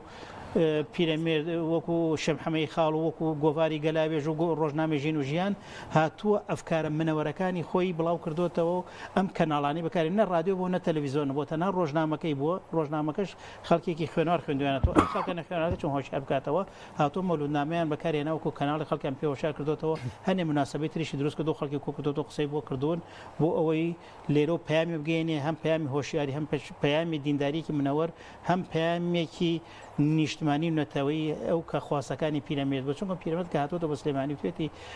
حەل و پێش چارەسەری کێشەی کورد تەنها بە خوێنەواریە بێ و حەلێکی ترمانێ پەنابۆ شتێکی تر بەرین سەرکەوتو نابین بۆی ئەم کەناڵانی بەکارهێناوە وەکو کەناڵی ڕووناکبیری و هۆشیاری و بێدارکردنەوەی خەڵکی زۆر باشەکە دکتۆریان ئاماژت بۆ کرد لە دوای بیستەکان و کۆمەڵی ئەفکاری جیاواز دێتە نێو کۆمەڵگای کوردی و ئەمانە کاریگەری نەبوو لەسەر دینداری خەڵکی ئەو کاتە بەڵێ دینداری کاریگەری زۆری هەبووە بە تایبەتی لەیتر لە ملانە دەستی پێ کردووە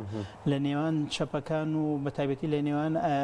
خەڵکە ئایندارەکە لە نێوان ئایندارەکان خۆشە جۆرێک وردەوردە هەم فکری نوێ مەلای گەورە شێخ محەممەدی خاڵ و کۆمەڵی خەرکی تر پێیا بوون ڕەخنەی توندیان گرتووە لەو ڕۆژە ئاینیە یەکێک لەوانە بێکەسی شاعرە لە سیەکان و چلەکان ناڵێ ڕەخنەی توندەگرێت لە مامۆسایان و لە خیتابی دینی ئەڵێ هەردوو گوێن پڕ بوو لە باسی وعز و سەرفیترە و زەکات ئەیمەلا تۆبی خوددا لەم فکرە کۆنە لا بدە ئەڵێ خیتابەکە بگۆڕ خۆتبەیەکی ئیشتیماعیم پێ بڵێ بۆ ڕێی نەجات ئەمە یەکێکە لە منەوەرە دیارەکانی سیەکان و چلەکان کە بێکەسی شاعرە ڕخناگرێت لە ڕۆژی ئاینی پیرەمێردی شاعر کۆمەڵی شعریەکی هەیە کە ڕخنەی تند ئەگرێت لە ڕۆژی ئاینی ئەڵێ کە بە ئەمە بگۆڕین و بە نوعێکی تر ینی کەشەم هەمەی خاڵ ئەگۆڕێ بە تایبەتی تر لێرە شۆ کۆمەڵی ڕۆژنامە و گۆڤار دەچوون ڕۆژنامە و گۆڤارەکان کە دەچون غیری پیرەمێرد زۆربیان چەپەکان و شیوعەکان بەڕیانەوە بردووە و کەناڵی ئەوان بووە کەیتر لێرە لە بنانەکە سەر هەڵەدا و دروست ئەبێ بەداخەوە ئەگەر ئەفکار خەڵکی دینداری خۆمان ئەفکارەکانی مەلای گەورەی قوبوڵ کردا و تەفسیرەکەی چاپ بکرایە لەوانەیە کە بە شێوەیەکی ئەتوانی بڵێن زۆرینەی ڕەهای توێژی نوێ خوێندکاران و قوتابیان و خوێنەواران چینی نوێ لە چلەکان و پنجەکان و شەسەکان هەمیان ڕۆکەنە بیری شیوع و چەپایەتی پشتەکە نەدین تەنانەت هەنێ لە فەقێ و مەلاکانش کاریگەر بوون بەو هینە و خەڵکی وەکو مەلا ئەحمەیبانی خێڵانی و بەهادی نووری مەلای 12 عیلم بوون و تەدریسیان کردووە کە چوون لەگەڵ ئەوان ڕۆیشتون و بوون لەوتاری هەینیا وەصفی شێعەت و ئەوانەیان کردووە هەنێک جارانێ مامۆسای ئاینی هەبووە بەڵێ مەلای 12 عیلم بوون و تەدریسیان کردووە کە بوون بە قیادە لە حیزبی شیوعیش چۆن کاریگەری زۆریان نەبووە کاکە حەمەی مەلا کەریم یەکێ بووە لە مەلا هەرە بەتوانەکانی بیار و دوایش هاتوۆتە سلێمان و کەرکووک چۆتە بەغەش ئەبێ بە یەکێک لە شیوعە دیارەکانی کوردستان هین بووە ئەمە ئەو ڕخنێکی تون هەبوو لەسەر خیتابی دینی کە خیتابێکی داخراوە مستەفا زەڵمی ڕخنەی توندی لێگرێ شەم هەمەی خاڵ ڕخنەی توندی لێگرێ هەندێکی لەو قەڵەمانەی تریش بە تایبەتی خەڵکە دیندارەکە کە ئەڵێ کاکە بە ئەم نەمەتە بگۆڕین تەنانەت شعرەکانی قان هەمووی ڕخنەی لە ڕەوشی ئاینی کە مەلایەکی 12 عیلم بۆ ملتەزیم بۆ مزگەوت و دینداریشەوە قانع و کۆمەڵێکی تریش کەیسە ناوەکانیانم لە یاد نییە کە ڕخنەیان گرتووە ئەمە وا ئەکات بەگی شوحمە مختاربەگی جافی لەو بارەیە کە ئەم خیتابەت بە تایبەتی باسی پشتیگا ڕەش و نازانم دنیا لەسەر ماسی ئەمانە خەڵکی خوێنەوەرە چینی تازە وەری نەگرتووە ئەمەش خەڵک وەزانیوە دین هەر ئەم خوڕافیاتانەیە بەڵام ئەگەر کاتی خۆی لە چلەکان و پەنجەکان ئەم خیتابە گۆڕای و خیتابێکی منەوەری قورئانی خەڵک مەلاکان تەبەنیەم کردایە بڕۆکە ئێستا خەڵکێکی زۆر لەسەر دینە پاکەکە بوو نەک بچێت ئەفکاری شیوع و ئەلمانی ئەمانە قبوڵ بکات زۆر باشە دکتۆرگیان لەو کاتەی ماوانە چکە شەوانی قەدرە نامانێت تۆش هیلاک دێمانەوێت لەگەڵ بەڕێزت ئینشەڵا بابەتەکە تەواو گفتوگۆ بکەین و بۆی بتوانی فریای عیبادەتیش بکەوی ئینشاءڵڵا بە کورتیە مێ بزانم لە سەردەمی مەلیکاتی مەلیک مەحموود لەبەرەوەی خۆی ئەهلی زیکر و وەروەها مەجلیسی زیکری هەبووە جا نوکتەیەکیش هەیە هەرچەند شەوانی قەدرە بزانم وەزیرێکی هەبووە ناوەکەم لە یاد نییە لە مەجلیسی ئەڵڵا بێ لەگەڵی ئەڵێ شێخ مەحموود ئەڵێ بەڵێ هیچ ناڵەڵێ شێخ مەحموود هەر ئەڵێ بەڵێ جارەڵێ شێخ مەحموود ئەڵێ دەچیتەوێ بۆ قسە ناکەی ئەڵێ ئێمەش لە بەیانەوەی ئەڵڵا ئێستا خوای گەورە لەسەر ئەڵێ دەچیتانێ ئێمەش هیچ ناڵێ بۆ شتێک نەڵێ تا ئایەکی تااقەتی مەجلیسەکەی نابێ ئەو چۆن مامەڵی لەگەڵ شەوانی قەدر کردووە شێخ مەحموود خۆی دەرچوی مزگەوت بووە دەرچوی حجرە بووە یەکێ بوو لە فەقێ باشەکانی خواجەفەندی کە یەکێ بوو لە مەلا گەورەکانی ئەم شارە پیاوێکی دیندار بووە و بنەماڵەی شێخ مەحموود و ساداتی بەرزنجە و بنەماڵی حەفید و بنەماڵی کاکە ئەحمەدی شێخ و شێخ معروفی نۆدەیی هەر لە کۆنەوە تەکیە و مزگەوت و حجریان هەبوو بە تایبەتی مرشید و ڕابەری تەریقەتی قادری بوون لە مزگەوتی گەورە لە ڕۆژێکەوە کە دروست کراوەتە ئەم ساتە مەڵبەندێکی هەم بەرزنجەکان بۆ هەم مەڵبەندێکی تەریقەتی قادری بۆ شێخ مەحموودی حەفیدیش دەرچووی ئەو ژینگە شێخایەتی و دینداری و دەریۆشایەتی و قادریە بۆ ملتەزیم بۆ بە هەموو سروت و بنەماکانی ئاین و ئاینداری پیاوێکی دیندار بووە بۆ گرنگی زۆر بە دینداری داوە بە خزمەتی مزگەوت و حجرە و مامۆسایانی ئاینی کردو لە ڕۆژگاری خۆیان بە تایبەتی شێخ مەحموود لە ڕۆژگارە کە دەستی ڕۆیشتووە لە 20ەکانە دەسەڵاتدار بۆ دەستی ڕۆیشتووە ڕەوشی ئاینی زۆر باش بوو لە سلێمانیا مزگەوتەکان ئاوەدان بوون حجرەکان ئاوەدان بوون و خزمەت و پشگیرێکی زۆری مامۆسایانی ئاینی کردووە لەو ڕۆژگارە ئەو ذیکر و یادی بە تایبەتی مەجلیسی دەریۆشان و قادری شێخ مەحموود بەشێک بوو لەوە و پشگیریەکی باشیان کردوون بە تایبەتی ساداتی بەرزنجاتە ئەم ساتش ڕۆڵ و کاریگەریان هەیە لەسەر ڕەوشی ئاینی لەبەری سلێمانی دەست خۆش بێ دکتۆرگیان یەک پرسیار ماوت بزانم لە چ قۆناغێکان زیاتر ڕەوشی دینداری و ئاینی پیرۆزی ئیسلام گەشەی کردووە لە نێو خەڵکدا بکەینە دوا پرسیارانی هیچ قۆناغێکی دیاریکراو هەیە بۆ تاریخی کامانە وڵی لە هەموو قۆناغەکانە تقریبان لەوانەیە بڵم بە ئاسایی هاتووە هەتاکو ئەگاتە سیەکان و چلەکانی سەدەی ڕابردوو لێرەوە بە تایبەتی لە هەموو کوردستان ئەفکاری تازەیەتە پێشەوە جۆرێک لە نوێنەی تونندروسە بێ و مجتەمع دابەشە بێ بۆ ملتەزیم بە دین و مزگەوتەوە ناملتەزیم بە دین بە شێوەیەکی زەق دژایەتی ئاینیش سەر هەڵادا لێرە بە تایبەتی ئەگەر سیرکەی ڕەنگە چرای دین جۆرێک لە کزی ڕووی تێکردوێ بەڵام لە هەفتاکانەوە جارێکی تر نخبەی ڕۆشنبیر و خوێنەوار و قەڵەمە جوانەکان دێنەوە خیتابێکی نوێی ئیسلامی سەر هەڵەدا بە تایبەتی ئەدەبیاتی سعید نورسی و ئەدەبیاتی مامۆستا ناسری سوبحانی و مامۆستا شێخ عەبدولعەزیز پارڕەزانی و مامۆستا گەورەکانی دەڤەری هەڵەبجە هۆرامان لێرەوە جارێک تر ئەمە کە پێڵێن ڕابوونی ئیسلامی جارێکی تر خیتابی ئیسلامی و خیتابی نوێی ئیسلامی بە تایبەتی نووسینەکانی مامۆستا شێخ محەممەدی خاڵ و ئەمانە کاریگەریەکی زۆری هەبووە بە تایبەتی ئەم هۆشیارێ دینەی کە لە هەشتاکان و نەوەتەکان و ئێستا هەیە لەو کاتان نەبووە ئێستا ئەتوانین بڵێن جێگەی دڵخۆشیە مزگەوتەکان ئاوەدانن و خەڵک بە تایبەتی شتێکی لەم ڕۆژانە ڤیسیڤالێکرا لە زانکۆی سلێمانی یەکێک لە قەڵەمەکان لەسەر نووسیوە زانکۆ تا ئێستا وەجێکی بێدینی بوو لە ئێستاوە زانکۆی ئەبێ بە وەجێکی دینداری شەڵا شتێکی زۆر ناوازە و جوان و جوانیش بوو ئیتر ئەوەش ڕۆی کاچ کەسی شێتە زانکۆیتر ڕووناکبیری بێدینەوە یان ئەلمانی و مسقۆف ئەوە ڕۆی ئێست بە تایبەتی ئەم ڕابوونە ئیسلامیش لە ناو زانکۆ مەحەد و پەیمانگا و شوێن ناودەکانی خوێندنەوە دەسی بێگە هەتا ئێستش ئەوەنەی تەواجودی ئیسلامیەکان لە ناو زانکۆ خوێنەوارەکان هەیە لە دیاتە دوورە دەستەکانان نییە ئەمە جێگەی دڵخۆشی و هەم جێگەی ترۆقە و گەشەکردنی ڕەوشی ئاینی منەوەرە ئینشاءڵڵا ئینشاءڵڵا دکتۆرگیان دەستەکان خۆش بێ دەنگی گوێم لە دەنگی بارانی ڕەحمەتی ئینشاڵڵا بە سەلامەت بگەیتەوە و لە دوعای خێریش بێ بەشمان مەکە دکتۆرگیان سپاس دەکەین لە شەوانی قەدر لەگەڵ مامی سپاس بۆ ڕوونکردنەوە زانیارەکان سپاس بۆ ئێوەش خوا بەخێر بێ سەرە دوو چاومان دکتۆر ئاراس هەمە ساڵە مامۆستای زانکۆیە خوا بەخێر بێ سپاس بۆم دەرفەتە بێمە بەخشی ئازان و خۆشەویستانمان دەچینە لای ناوبڕێک و دواتر بەردەوام دەبین لە بەرنامەکەمان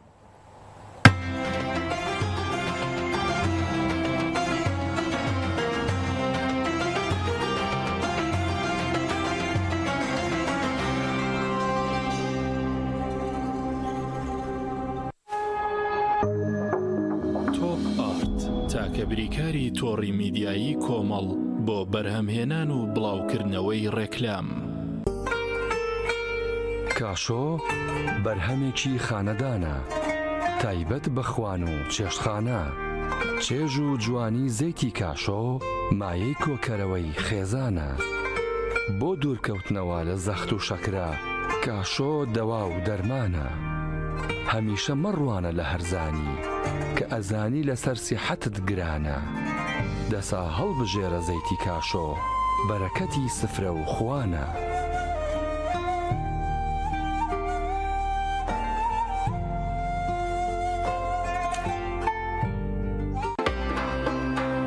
ڕەمەزان مانگی خێر و بەخشندەییە ئەم مانگە لە 150 باڵانسی زیادە بە دیاری وەربگرە هەر جارێک هێڵەکەت بە 10,000 دینار یان زیاتر پڕ بکەیتەوە تا باڵانسی زیاتریش پڕ بکەیتەوە باڵانسی زیاتر بەدەستێنیت هاوڕێتیمان لە مانگی خێر و خۆشیدا زیاد دەکات لەگەڵ زیادبوونی باڵانسا هەر جارێک هێڵەکەت پڕ بکەیتەوە بۆ بەشداری ژمارێک بنێرە بۆ 211 پاشان هێڵەکەت پڕ بکەرەوە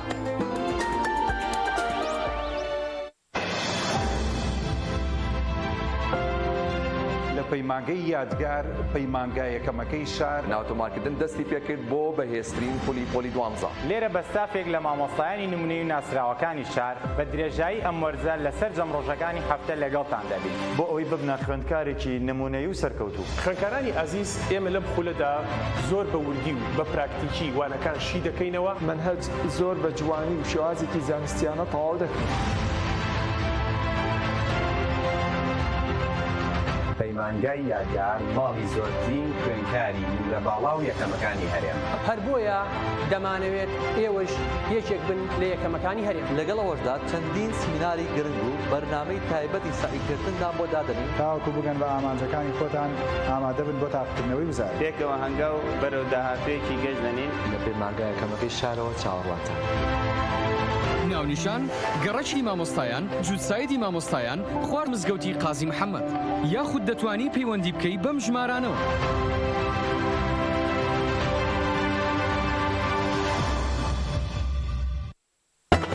ڕەمەزان لە ڕیکلامە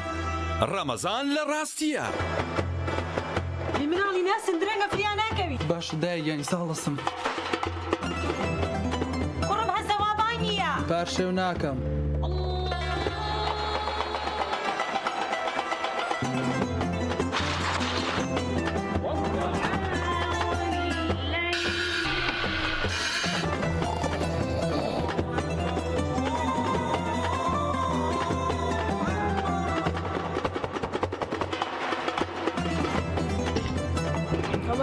بەڵێ بەڕۆژوو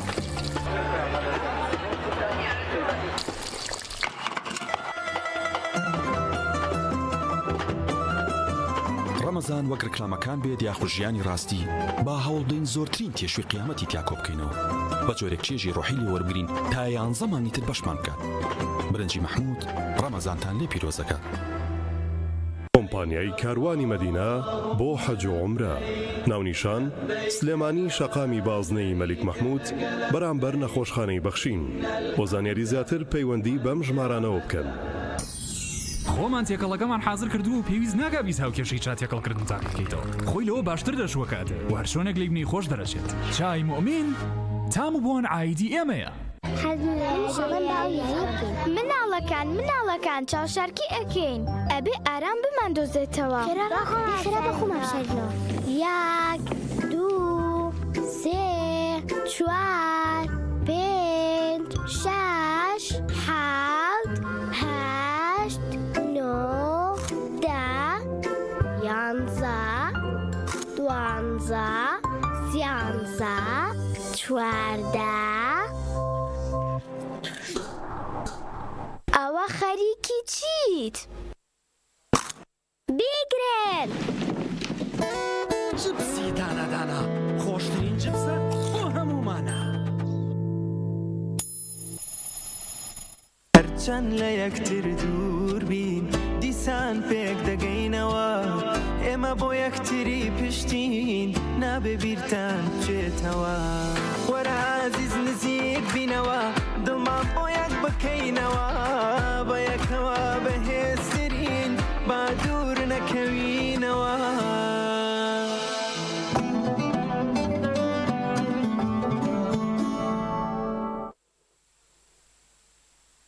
سێگە خاڵەجان بۆی چایکی خۆش دروستکەین؟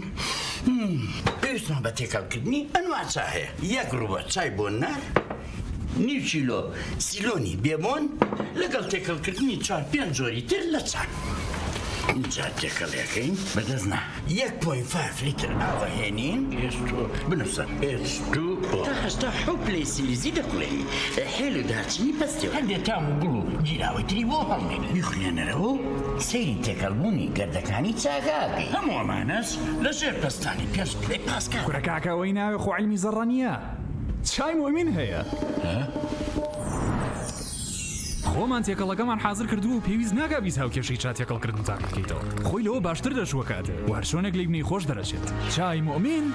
تام و بۆن ئایدی ئێمەیە. ئاستێرە 350 پەنجەرە ئەو ئۆفەر و داشکاندانن کە تایبەتن بە تۆ لەگەڵ لایفستایلی تۆدا گونجاو لە ڕێم خزمەت گوزاریەوە دەتوانی تا 5 هێندە باڵانسی بێبەرامبەر بۆ پەیوەندی بەدەست بهێنیت لەگەڵ داشکاندن کە دەگاتە لە 150 لەسەر پاکێجەکانی ئینتەرنێت و پەیوەندی هەروەها بەکارهێنانی بێبەرامبەری سناپچات لە چەند پاکێجێکی دیاریکراوی ئینتەرنێتدا چەندین تایبەتمەندی و ئۆفەری داشکێنراوی تریش با چاوت لەسەر ئاستێرە 350 پەنجەرە بێت تا داشکاندن و ئۆفەرە تایبەتەکان بزانیت لە ڕێی پەیوەندیکردن یان ئەپلیکیشنی ئاسێسەوە.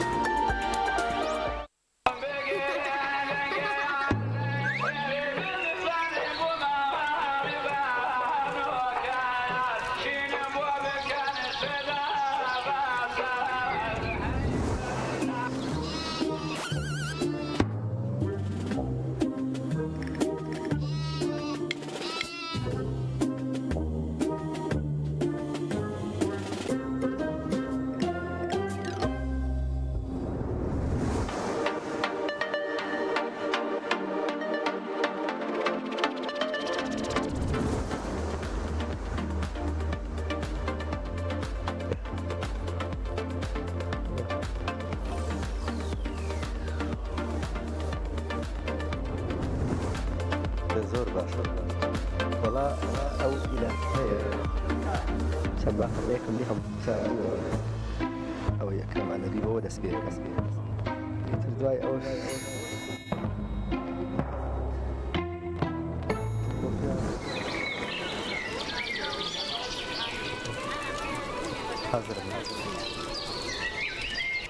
خەجێ خانم یەکەمین براندی بەرهەمە خۆماڵیەکان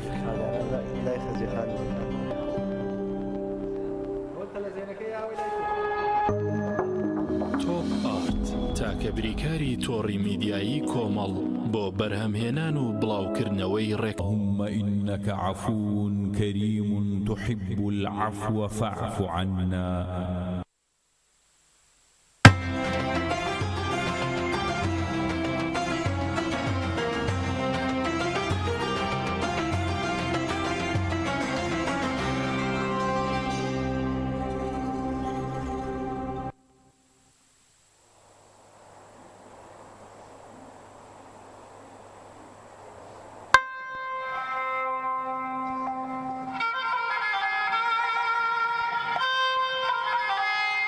ئیلاهی بە خامەیەکی کولەوە باری سەفەر تێک دەنێم و بە دەستێکی لەرزۆکەوە گوڵزاری وەسفەتەیەکەم چه سەفەرێکی حەقیقیە میعراجی عەشقی تۆ چه حەجێکی نەمریە تەوافی یادی تۆ ئیلاهی لە کەناری نووری تۆدا چەندە گەورەین بەبێت ڕووسکایی ئێمەش چەندە گەورەیت ئیلاهی تۆدا پۆشرا و من ڕوتم ئەی تەبیبی دڵی شەیدام هەرچەندە ڕوت و ڕەجاڵم بە خودا مایلی ڕوتم من چی بە خۆرەی ئەم گومانم بکەم ڕووم ڕەش بوو سپید کردەوە بچووک بووم تۆ گەورەت کردم ئەی مەرهەمی زامە بە سۆکانی بەندە وەی تەبیبی دڵی شەیدام ئیلاهی بمسووتێنە من بەم ژەنگ و ژارەوە ڕێگەی دەریا نادۆزمەوە لەمە حەکم بدە ئەی یار من بەم گشتە تەزویر و ڕیاوە ڕووی کێشانە و تەرازوی عەشقم نییە دێوانم کە نیگاری من دێوانم کە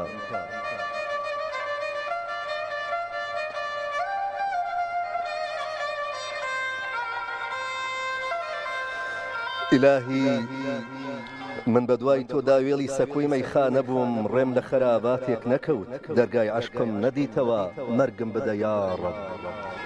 من چی لەم زمانە هەراشەم بکەم خۆ من بەرگەی مەری حەلاجێ ناگرم عەشقم پیشان بدە ئەی یار من گەورەی شێخی سەنعانم لە سنگمدا حەشار نەداوە کە ڕێگەی ڕۆمم گرتە بەر و لە ماڵی مەیفرۆشدا مەزبووم و زۆناری عەشقی تەرسان بەست چاوانم هەر تۆ ببینێ و دەستم هەر بۆ تۆ درێژ بێ و لە سەمای شەرابی عەشقا جوانی تۆ جیلوم بۆ بکە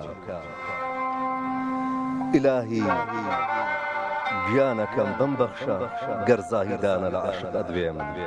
بمبەخشە نیگار گیان گەر عاقڵانە وەک شێتێ لە دەرگای تۆدا نوزەم بێ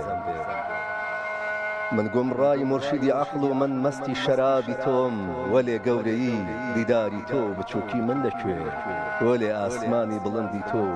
جورئەتی زەمینی من لەکوێ ئیلاهی بمبەخشە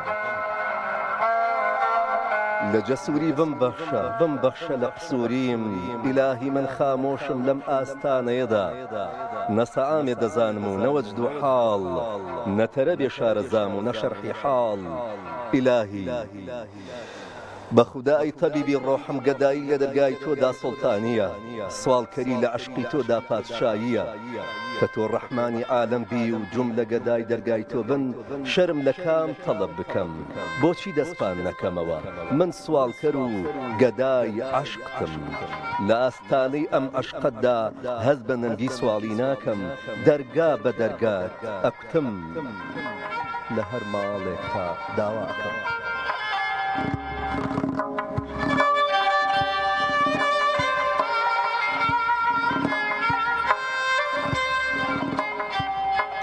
ئیلاهی کێ بەرگەی سەمای جیلوەیەک ئەگرێت و موسا ئاسا لە هۆش ناچێ و توور ئاسا نالەرزێ کام گوڵ لە سامی جیلوەتدا زەرد هەڵناگەڕێ و بە شەرمەزاریەوە وشک نابێ کە تۆ هاتیت ئێمە نین کە هاتی ئێمە لە شەرمەزاریدا لە تەریقیدا وشک ئەبین ئیلاهی لەم زیندانە شەوەدا هەر یار و هەر مەحرەمی ئەسراری ئەم ڕۆحە زیندانی کراوەی ڕۆحێک کە پرتەوی حوسنت هێندە بزێوی کردووە کە ڕەنگە ئۆقرە نەگرێت و لەگەڵ سەفەری مانگە شەوێکدا سەفەر بکات ئیلاهی لە غوربەتا دڵمان بووە ئاسنی سارد کێ لە زیندانە دڵشادە چ کەسێک ئەتوانێت لێرە ئولفەت بەم دیوارەوە بگرێ کە نا دەرگای گۆڕەپان پێزانێ و نەچەوگانی ئێرەی هەیە و نەگۆ مەیدانی ئەناسێ ئیلاهی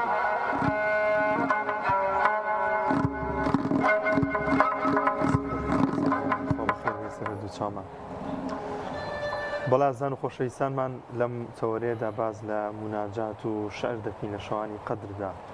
ئەو مناجاتی کە زۆر کات پێویستمانە بۆ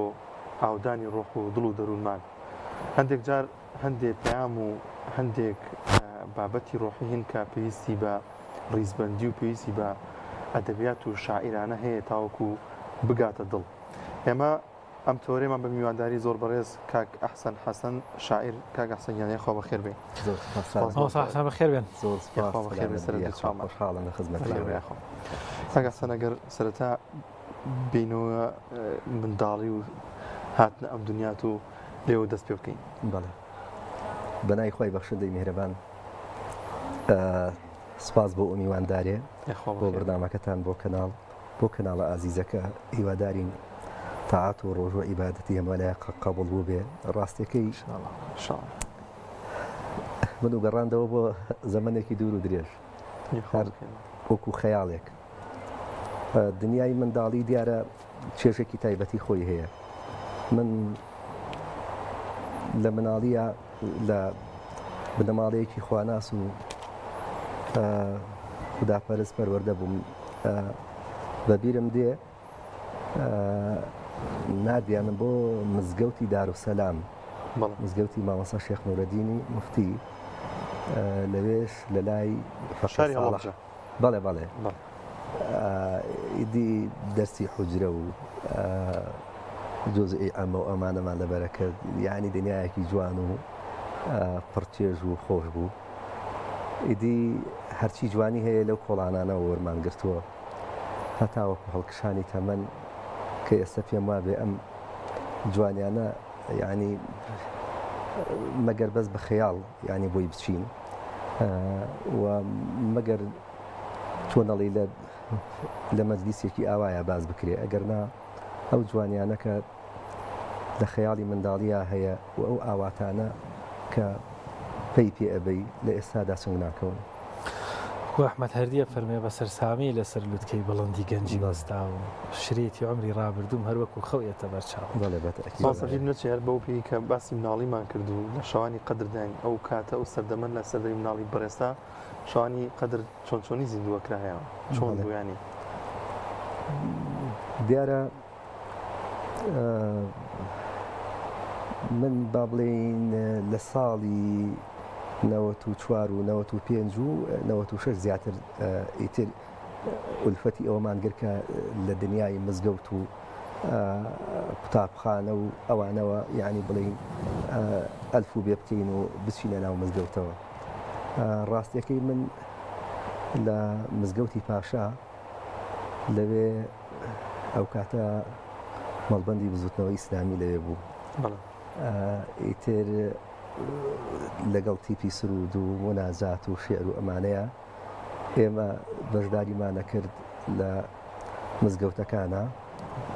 بە تایبەتی یادی مەولود و ڕەمەزانان و شەوانی قەدر چێژێکی زۆر تایبەتی بۆ ئێمە پێبوو و ئێمە لەناو ئەو دنیایەوە ئەم جوانیانەمان ناسی یعنی مشارەکە و بەشداری ئەو بۆنانەمانە کرد بەڕاستی ڕۆحێتێکی زیندوی ئەیا پێمان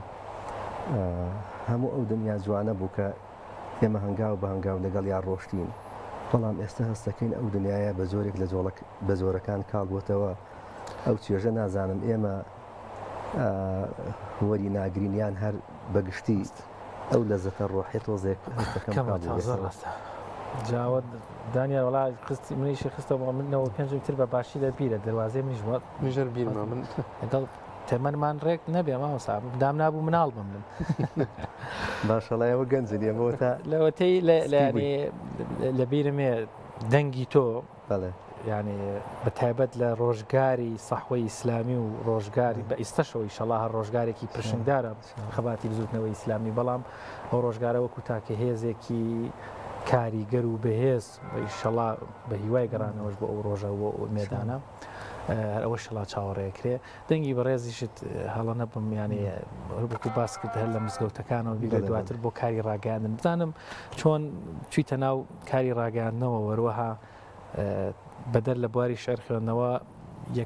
یەکەم نا بەڵام فۆتۆگرافەری مەرحوم جنابی شەر مامۆستا وەلا عوسمان مەگەر زانیارەکە ڕاستە وەڵا ئەو کاتە با بڵین ماوەسە مەلا عوسمان بە ڕەحمەت بێ خۆش بێ ئینشەڵا دەرەجەی عالی سەرکردایەتی گەڕایەوە بۆ سەرگەت مدەتێکی زۆر ئێمە لێ بووین کاک حاجی جەمیل بەرپرسی سکرتارەتی مامۆسا بوو ئەو کاتە کەسێکە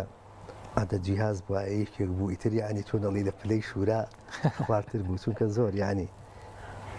یەکەم جار جیازەکەیان دانا هاتووتی پێم خۆشە ئەوە بکەی بەڵام ئەوە نەگونجا دواتر کامەرەیەکیان کڕی تازە بوو یعنی یەکەم جار بوو دەستمان بەری بکەیەوە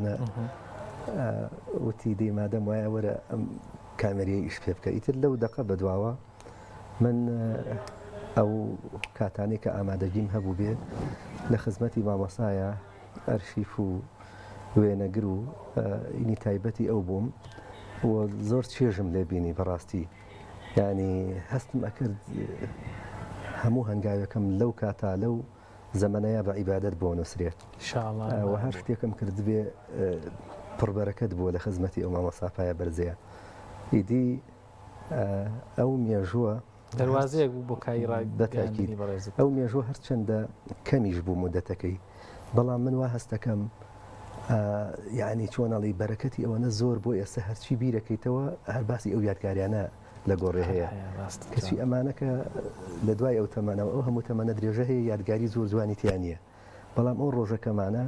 دنیای یادگاری جوانی تایە هەمیشە کوڕێکی ڕەفیقمەیاڵێت و هەر لە ڕابردووە ئەژی وتم آخر ئەو ڕابردوانە بەڕێی من لە دڵی منا بە زیندی و بە جوانی ماوەتەوە لەبەرەوە هەر لەحزێ یعنی لەو کاتانە لە بواری ڕاگەیاندن کارم کردبوو هەندێ دەرفەتی کەش هەبوو چونکە پێشتر لە تیپی سرودە دەنگەکەم بە کەڵکی ئەوە هاو کە جاروبار ئەگەر شتێک بخوێنینەوە یەکەم جار من بە سرود دەستم پێ کرد چەند جارێک کەش هەر لەو مناسبانەیە گەڕاندومەتەوە تیپی سرودی پێشەوا بوو یەکەم تیپی سرودی بزوتنەوەی ئیسلامی بوو شەید ئارام بە ڕەحمەت بێ خوا کاک عەباد عەلی کاک عەبدوڕەحمان ئەبراهیم جەنابی کاک حاجی فاروقەوە هەر مەسئولی گشتیمان بۆ کاتە لە مزگەوتی پاشا بوون ئیدی ینی بەڕاستی ئەزمونێکی پڕ بایەخ و پڕبەرەکەت و ئەوە بوو ئێمە لەو دنیایەوە دەستمان پێکرد هاتین چۆنەڵی دوای ئەوەش کە ڕاگەیاندنی بزوتنەوە دوای ئەو نسک و وەزع و ئەوانە هاتەوە سەرپی خۆی ئیدی لە ڕادیۆ و لە تەلەڤیزیۆن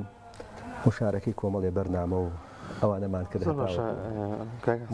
گەڕێمەلا پاملێرێکمان ئامادەیە لە ڕانیەوە پرسیاری ئەو لە مێشما و بزانم مامۆستا بۆ پێی کە لەگەڵ جەنابتانی نزیک بوو لێوەی تێڕوانینی چۆن بوو بۆ سرود و مناجات و ئەو بابەتە ئاینیانی کە لە مزگەوتەکانە ئەنجامدرا با و پاملێرەمە وەرگزانین عیبادەت و پەرستەکان لە مزگەوتەکانە چۆن بەڕێوەچێ بە تایبەت لە ڕانیە ڕێناسڵای خوارد لێبێ ئەگەر ئامادەبی دەمانوێت زانیاریمان پێ بدەی و دیمەنەکانی مزگەوتمان بۆ بگوازیتەوە لە شاری ڕانیە دانیار دەرەوە بارانە دڵیان مەسەر لە ڕانێش بارانە ڕەنگە تەڕ بوو بێچێت لە مزگەوتێک کابن لە دەرەوە نەبێ مامۆستاشا بڵێ لە زۆربەی شار و شارۆچکەکانی هەرێمی کوردستان دە ڕۆژی کۆتایی مانگی پیرۆزی ڕەمەزان وەکو بەرز ڕاگررتنی ڕۆژین شەوانی قەدر و مسلمانانێکی زۆر لە پیاوان لە خانمان لە خوشکان لە برایان لە گەنج و مناڵ و بەتەمەن لە زۆربەی شار و شارۆچکەکان ڕوو دەکەنە مزگەوتەکان یاخود بەشێک لە ماڵەکان دەکەنە مزگەوت شەوانی قەدر زیندوو دەکەنەوە تا بەیانی هەم بێدارە بنەوە هەم بە بێداری ئەمێنەوە زیکری خواکەن ماوەسەوەتەوی شەوە تاکەکان کە ئەم شەو شەی 23 مانگی پیرۆزی ڕەمەزانە و زۆرێک لەو شەوانە مسلمانان زیاتر ڕوو دەکەنە مزگەوتەکان و بە خوشکان و بە برایانەوە ئینشاءڵڵا. دەچمەوە لای ڕێناس ئەگەر ئامادە بە ڕێناس سڵاوی خوا لێبێت دەمانەوێت مزگەوتێکی شاری ڕانیەمان بۆ بگوازیتەوە بزانین تا چەند مسلمانان بە خۆش و بە ئیمانداریەکی زۆرەوە ڕویان لە مزگەوتەکان کردو بۆی کە عیبادەت و پەرستشی زیاتر ئەنجام بدەن.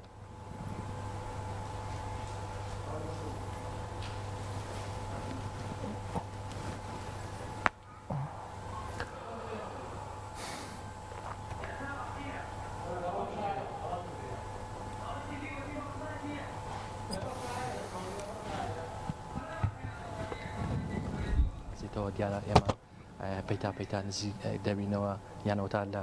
کۆتایەکانی مانجی پیرۆزی ڕەمەزان داین لە شەوانی قەدر. بەڵێ ڕێناس بەردەوام بن. لەگەڵ مامۆستای مزگەوتەکە مامۆستا حەسەن کەمێک گفتوگۆ بکە مامۆستا سواسەکەین بێتە ئێرە ئەگەر پێمان بڵێ جۆش خۆشی و یان ئەوەتا ئامادەبوونی هاوڵاتیان لە شەوانی قەدر چۆنە؟ بسم الله الرحمن الرحيم بخيراتني يوجد دكين دستان خوش بيه ولا بيقومان الحمد لله ملتي كرد بصفتي أوي كملتيش الحمد لله بدول بجيان أم إسلامي ورقتو بويا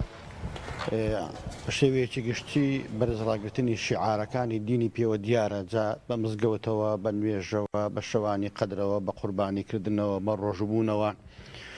ومن يعظم شعائر الله فإنها من تقوى القلوب راسي كسيك شعار كاني خدا درش مكاني الدين برز رابق النشاني تقوى شكر بخداي تعالى الحمد لله لقال هبوني أوهم مزقوتة براهم مزقوتة بايخوي خلشي ليا قنجان بتمنان منالان يعني تازه بيجيشتوان لهم تويش كان الحمد لله تشيني آفرتان باش داري شكاران هلا مزقوتة كان الحمد لله بشيوية تشيجشتي ئێمە هەر لە یەکەم شەوی قەدرەوە کە لێرە دانیشتوین هەموو شەوەکان لە مزگەوتە ئامادەبوونی هاوڵاتیان هەیە و دادەنیشن هەموو شەوێ خەڵک لێرە هەتا بەیانی هەتا پارشەو لێرە دەمێنێتەوە قورئان و شەو نوێژ و ئێمە عزۆ ئامۆژگارێکیشمان هەیە لە خزمەتیاندا و زۆر بە جۆش و خۆش و زۆر بە جوانی الحەمدوللا ئەم شەوانە بەرز ڕادەگیرێت لەخوا بەزیاد بێت معلومی جەنابەت و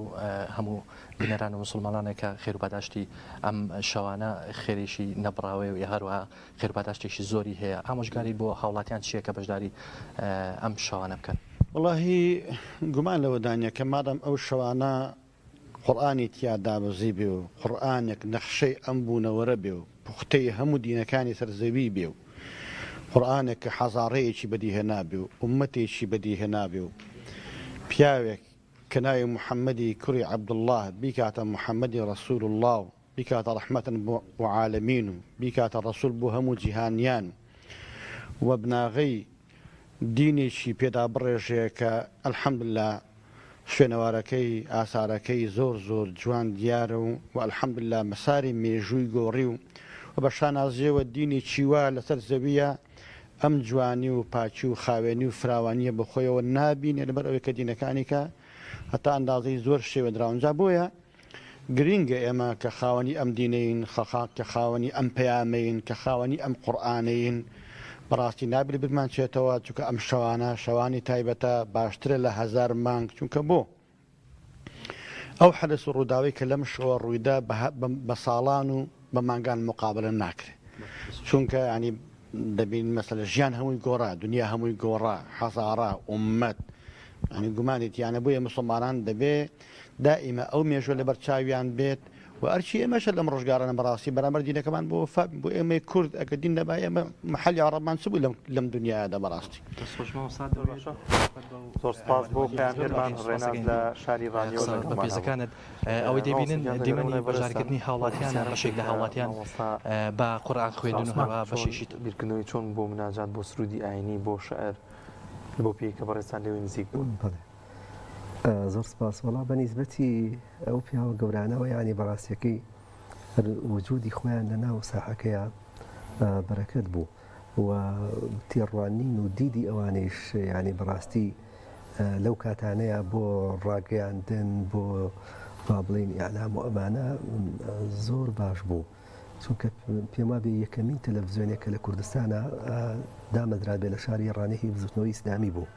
ینی ڕاگەیاندن و با بڵین دەنگۆی ئەلامی بزوتنەوە لەو سەردەمەیە تاکە ڕاگەیاندنێک بوو کە با بڵێن دەنگی دابوویەوە بەڵام ئیدی بەداخەوە دواتر ڕادیۆش وابزانم ئەزممویشتان لەگەڵ ڕادیۆشماگەڕەوەڵە ئەجا مامەسا بۆ خۆشی هەمیشە ینی تیاڕوانینێکی زیندوی بۆ ئەو بوارە هەبووە و یەکەم مفەسیری قورئان بووە و لە حیاتی خۆیان هەمیشە با بڵێن لە زیندوو ڕاگررتنی ئەو بوارا بووە هەتا جارێ من بەرنمەیەکم هەبوو بەرنمەی شەهیدان بوو تارێکیان ساڵیادی سید قوتبی ڕەحمەتی بوو ئەو کاتە من ئەمیز بەرنمەیە لەسەر ژیانی ئەو بکەم لە تەلەڤیزیۆنا ئیتر هاتووتی وەرە من یارمەتی تێم دانیشتم لە خزمەتیان لەسەر ئەژنۆ هەندێک شتی پێوتم و ئەمنیش ئەمنووسی حتا کەلیبەیەکی ئەوەم لە یادە سەیدی سید قوتب یاخوبەی بالقرن العشرین ئەو قسەهی مامەسایانی پێوتم چۆن بنووسم چونکە پێم وابێ ئەو زۆر لە خزمەتی ئەو بوارە ژیا بوو یعنی بە هەر حاڵ ئەو مامەستا بە ڕێزانە تەنانەت بە گوێگرتنی سرودی مناڵێکیش دڵیان پڕە بوو ینی لە هەندێک مناسبەکانە کە ئێستش لە ئەرشیف و ڤیددیۆکانە هەیە مناڵێ دێ سرودێکەڵێ ئەو سەرداخات و بەڵێن دڵی پڕە بێ ینی بەو ڕۆحیەتەوە ئەوان لەو مەیدانا بوون هەر بۆیە ئەو هەموو بەرەکەتە لەو کاتە کەمەیە بەرجەستە بوو. خوا دەست خۆشەوە ساحسن بە ئەو قەڵەمەی کە ماوەسا عوسمان دەستی گرتی و یەکەم جار خامەکانت پێنووسی بە بزانێت ئێستا چه خامەیەکی ترمان بۆ دەنگە خۆشەوە پێشکەشەکەی لەم شەو مبارەکەیە. وڵایی شتێکی کەم نووسی بوو هەر لەم شەوانەی ڕەمەزانە ئیتر ئەگەر دەرفەت هەبێت و لەگەڵمانابێت لە خزمەتان نابم دی هەر لە خۆمانەوە خۆمان کردو بە نووسەر و لۆرەشتا خامەتان ڕەنگین بێ شتێکی بە ناوی زاهیدانەوەیە بە بەرگی زاهیدانەوە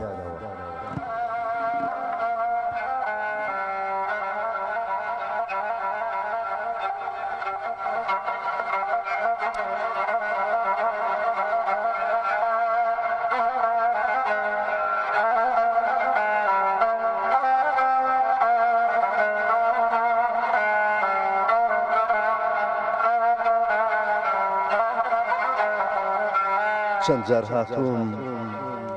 کێڵگەی زامم ساڕێش بکەم چرای ڕێگەم خامۆش نەبێ چەند جار هاتووم شەوەکانم تاریک نەبێ ماڵم بێزیکری دڵ نەبێ چاوم بەبێ یادی تۆ گیانم دیار نەبێ چەند جار هاتووم سکاڵای سینە هەڵڕێژم گوناهەکانم بنێژم شەو تەواو بوو ڕۆژێک مانگ و ساڵێکیش تەواو بوو دەفتەری یاد پەڕەکانی لێبوویەوە هێشتا کێشانە و پێوانەی گوناهێکم تەواو نەبوو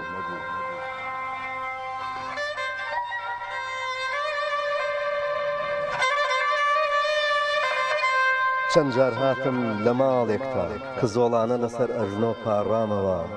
دڵم لێکەوتە خوارەوە تاڤگەی چاوەکانم ئاگری لاشەی کوژاندمەوە بوو بە خۆڵە مێش و سووتوی هێشتا بۆنی کەوزی لێدەها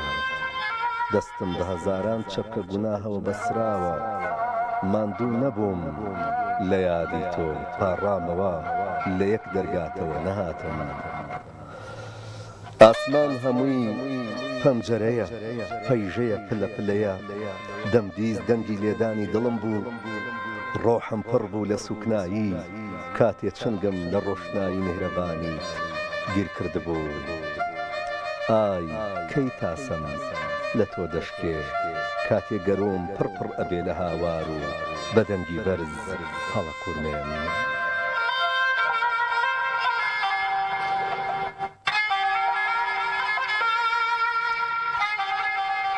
چەند جار هاتووم لاشەم هەمووی برین بووە پڕپڕ بووە لە خوێن و زام ئەم جەستەیەم بە بێگیان و بێلاشە لە ڕێی سەنعانا کەوتبوو بەڵام هەر لە یادی تۆدا ئەی ناڵان بوو هەر لە لای تۆ هاتبوو چەند جار چەند شەو لە بێداریدا مردوم خۆم مردن و سووتانی خۆمم بینیوە چۆن دەڕژێم بەڵام بیرم ئەچێتەوە سەراپام هەمووی ڕەشیە لە دەرباری تۆدا هێشتا لە ڕیز و سەری گەیشتن بێزار نەبووم بەم تەزویری و ڕیایەوە بەم پۆشینی ڕوویشایەوە ئەسەفمە چۆن نامناسنەوە ڕووی کێشانە و پێوانەی ئەزورم نییە.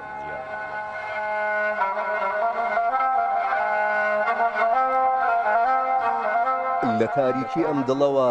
بۆ لای ڕووناکی ئەم شەوە لە خۆمدا سەفەرێک سەری لێداوم بەبێ لاشە گیانم وا خەریکە عروجی ڕێگەم پێکا بەبێ دەست و باڵ وا خەریکم دەگەم بە یەقین و ناگەم لە پێچوپەنای ئەم گەیشتنە دوو دڵم بۆ بە ئاسنی سارد ئەم دڵم بە بەرگی زاهیدانەوە لە ڕیزی وەلیەکاندا یەقینم هەیە کەشتی شکاوی من پڕ بۆ لە خلکان و واجێ دەمێنم بەڵام هەر هەڵپەی ئەوەمە لە زمرەی ئەوانەدا بم ناڵە ناڵی سینەیان ئاسمانی شکاند و بە بێوەڵام نەبوون بە فریادیانەوە هاتی.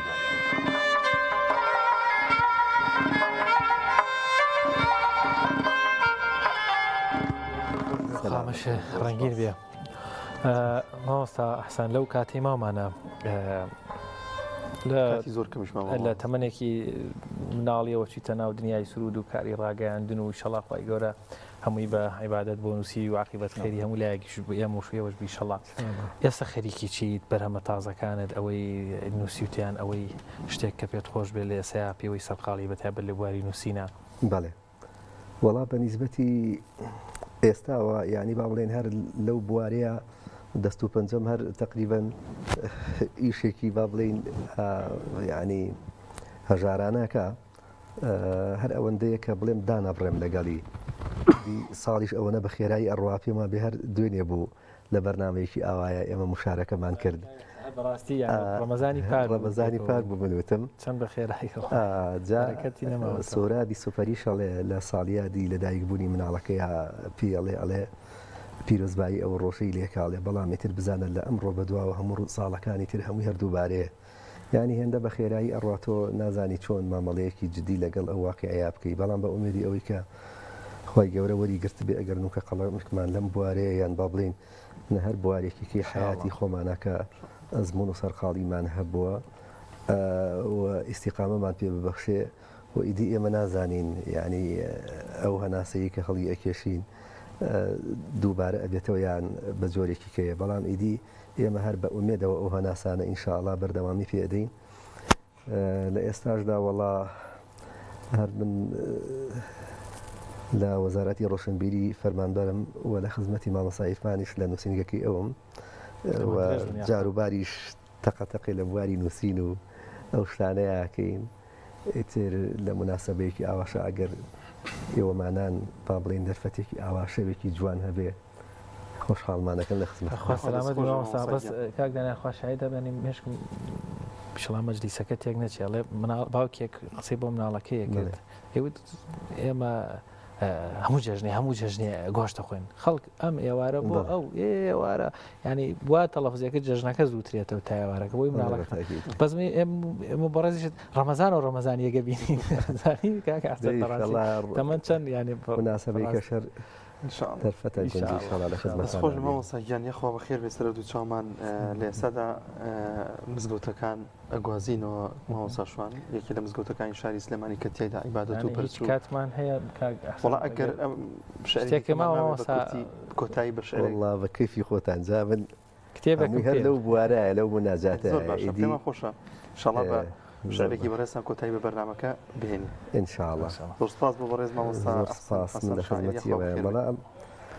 بابەتەکان خوێندنەوەی شێعرەکان هەر مناجات بوو مەولانا کاتێکە لە ئەفغانستانەوە داخلی شاری بەغا بێ ئەڵێن لە کوێوە بۆ کوێ هاتووی ئەڵێ لە لای خوا و بەلای خوا ئەگەڕێنەوە دا ئینشاءڵڵا ئێمەش هەر لە لای خوا و بەلای خودای بەڵێ بینەرانی عەزیز وەک هاوکارم کاک دانیار باسی کرد مامۆستا حەسەن بابەتێکی ترمان بۆ خوێنێتەوە لە درێژەی ئەوە دەچینە مزگەوتەکانی سلێمانی کە تێدا عیبادەت و پەرستشی موسڵمانان دەگوازینەوە لەوێش کۆڕێکی قورانی هەیە هاوکارمان کاک محمود بەڵێ کاک محمود لەوەیە بە دڵنیایەوە کۆڕێکی ئیمانی و مەجلیسێکی خۆشە بینەری بن و چێژ لە دەنگە خۆشەکانی ئەوانیش وەرگرن ئینشەڵڵا تا بەرنامەیەکی دیکەی سیگەوهەر بەخواتان دەستپێرین خواتان لەگەڵ فەرموو.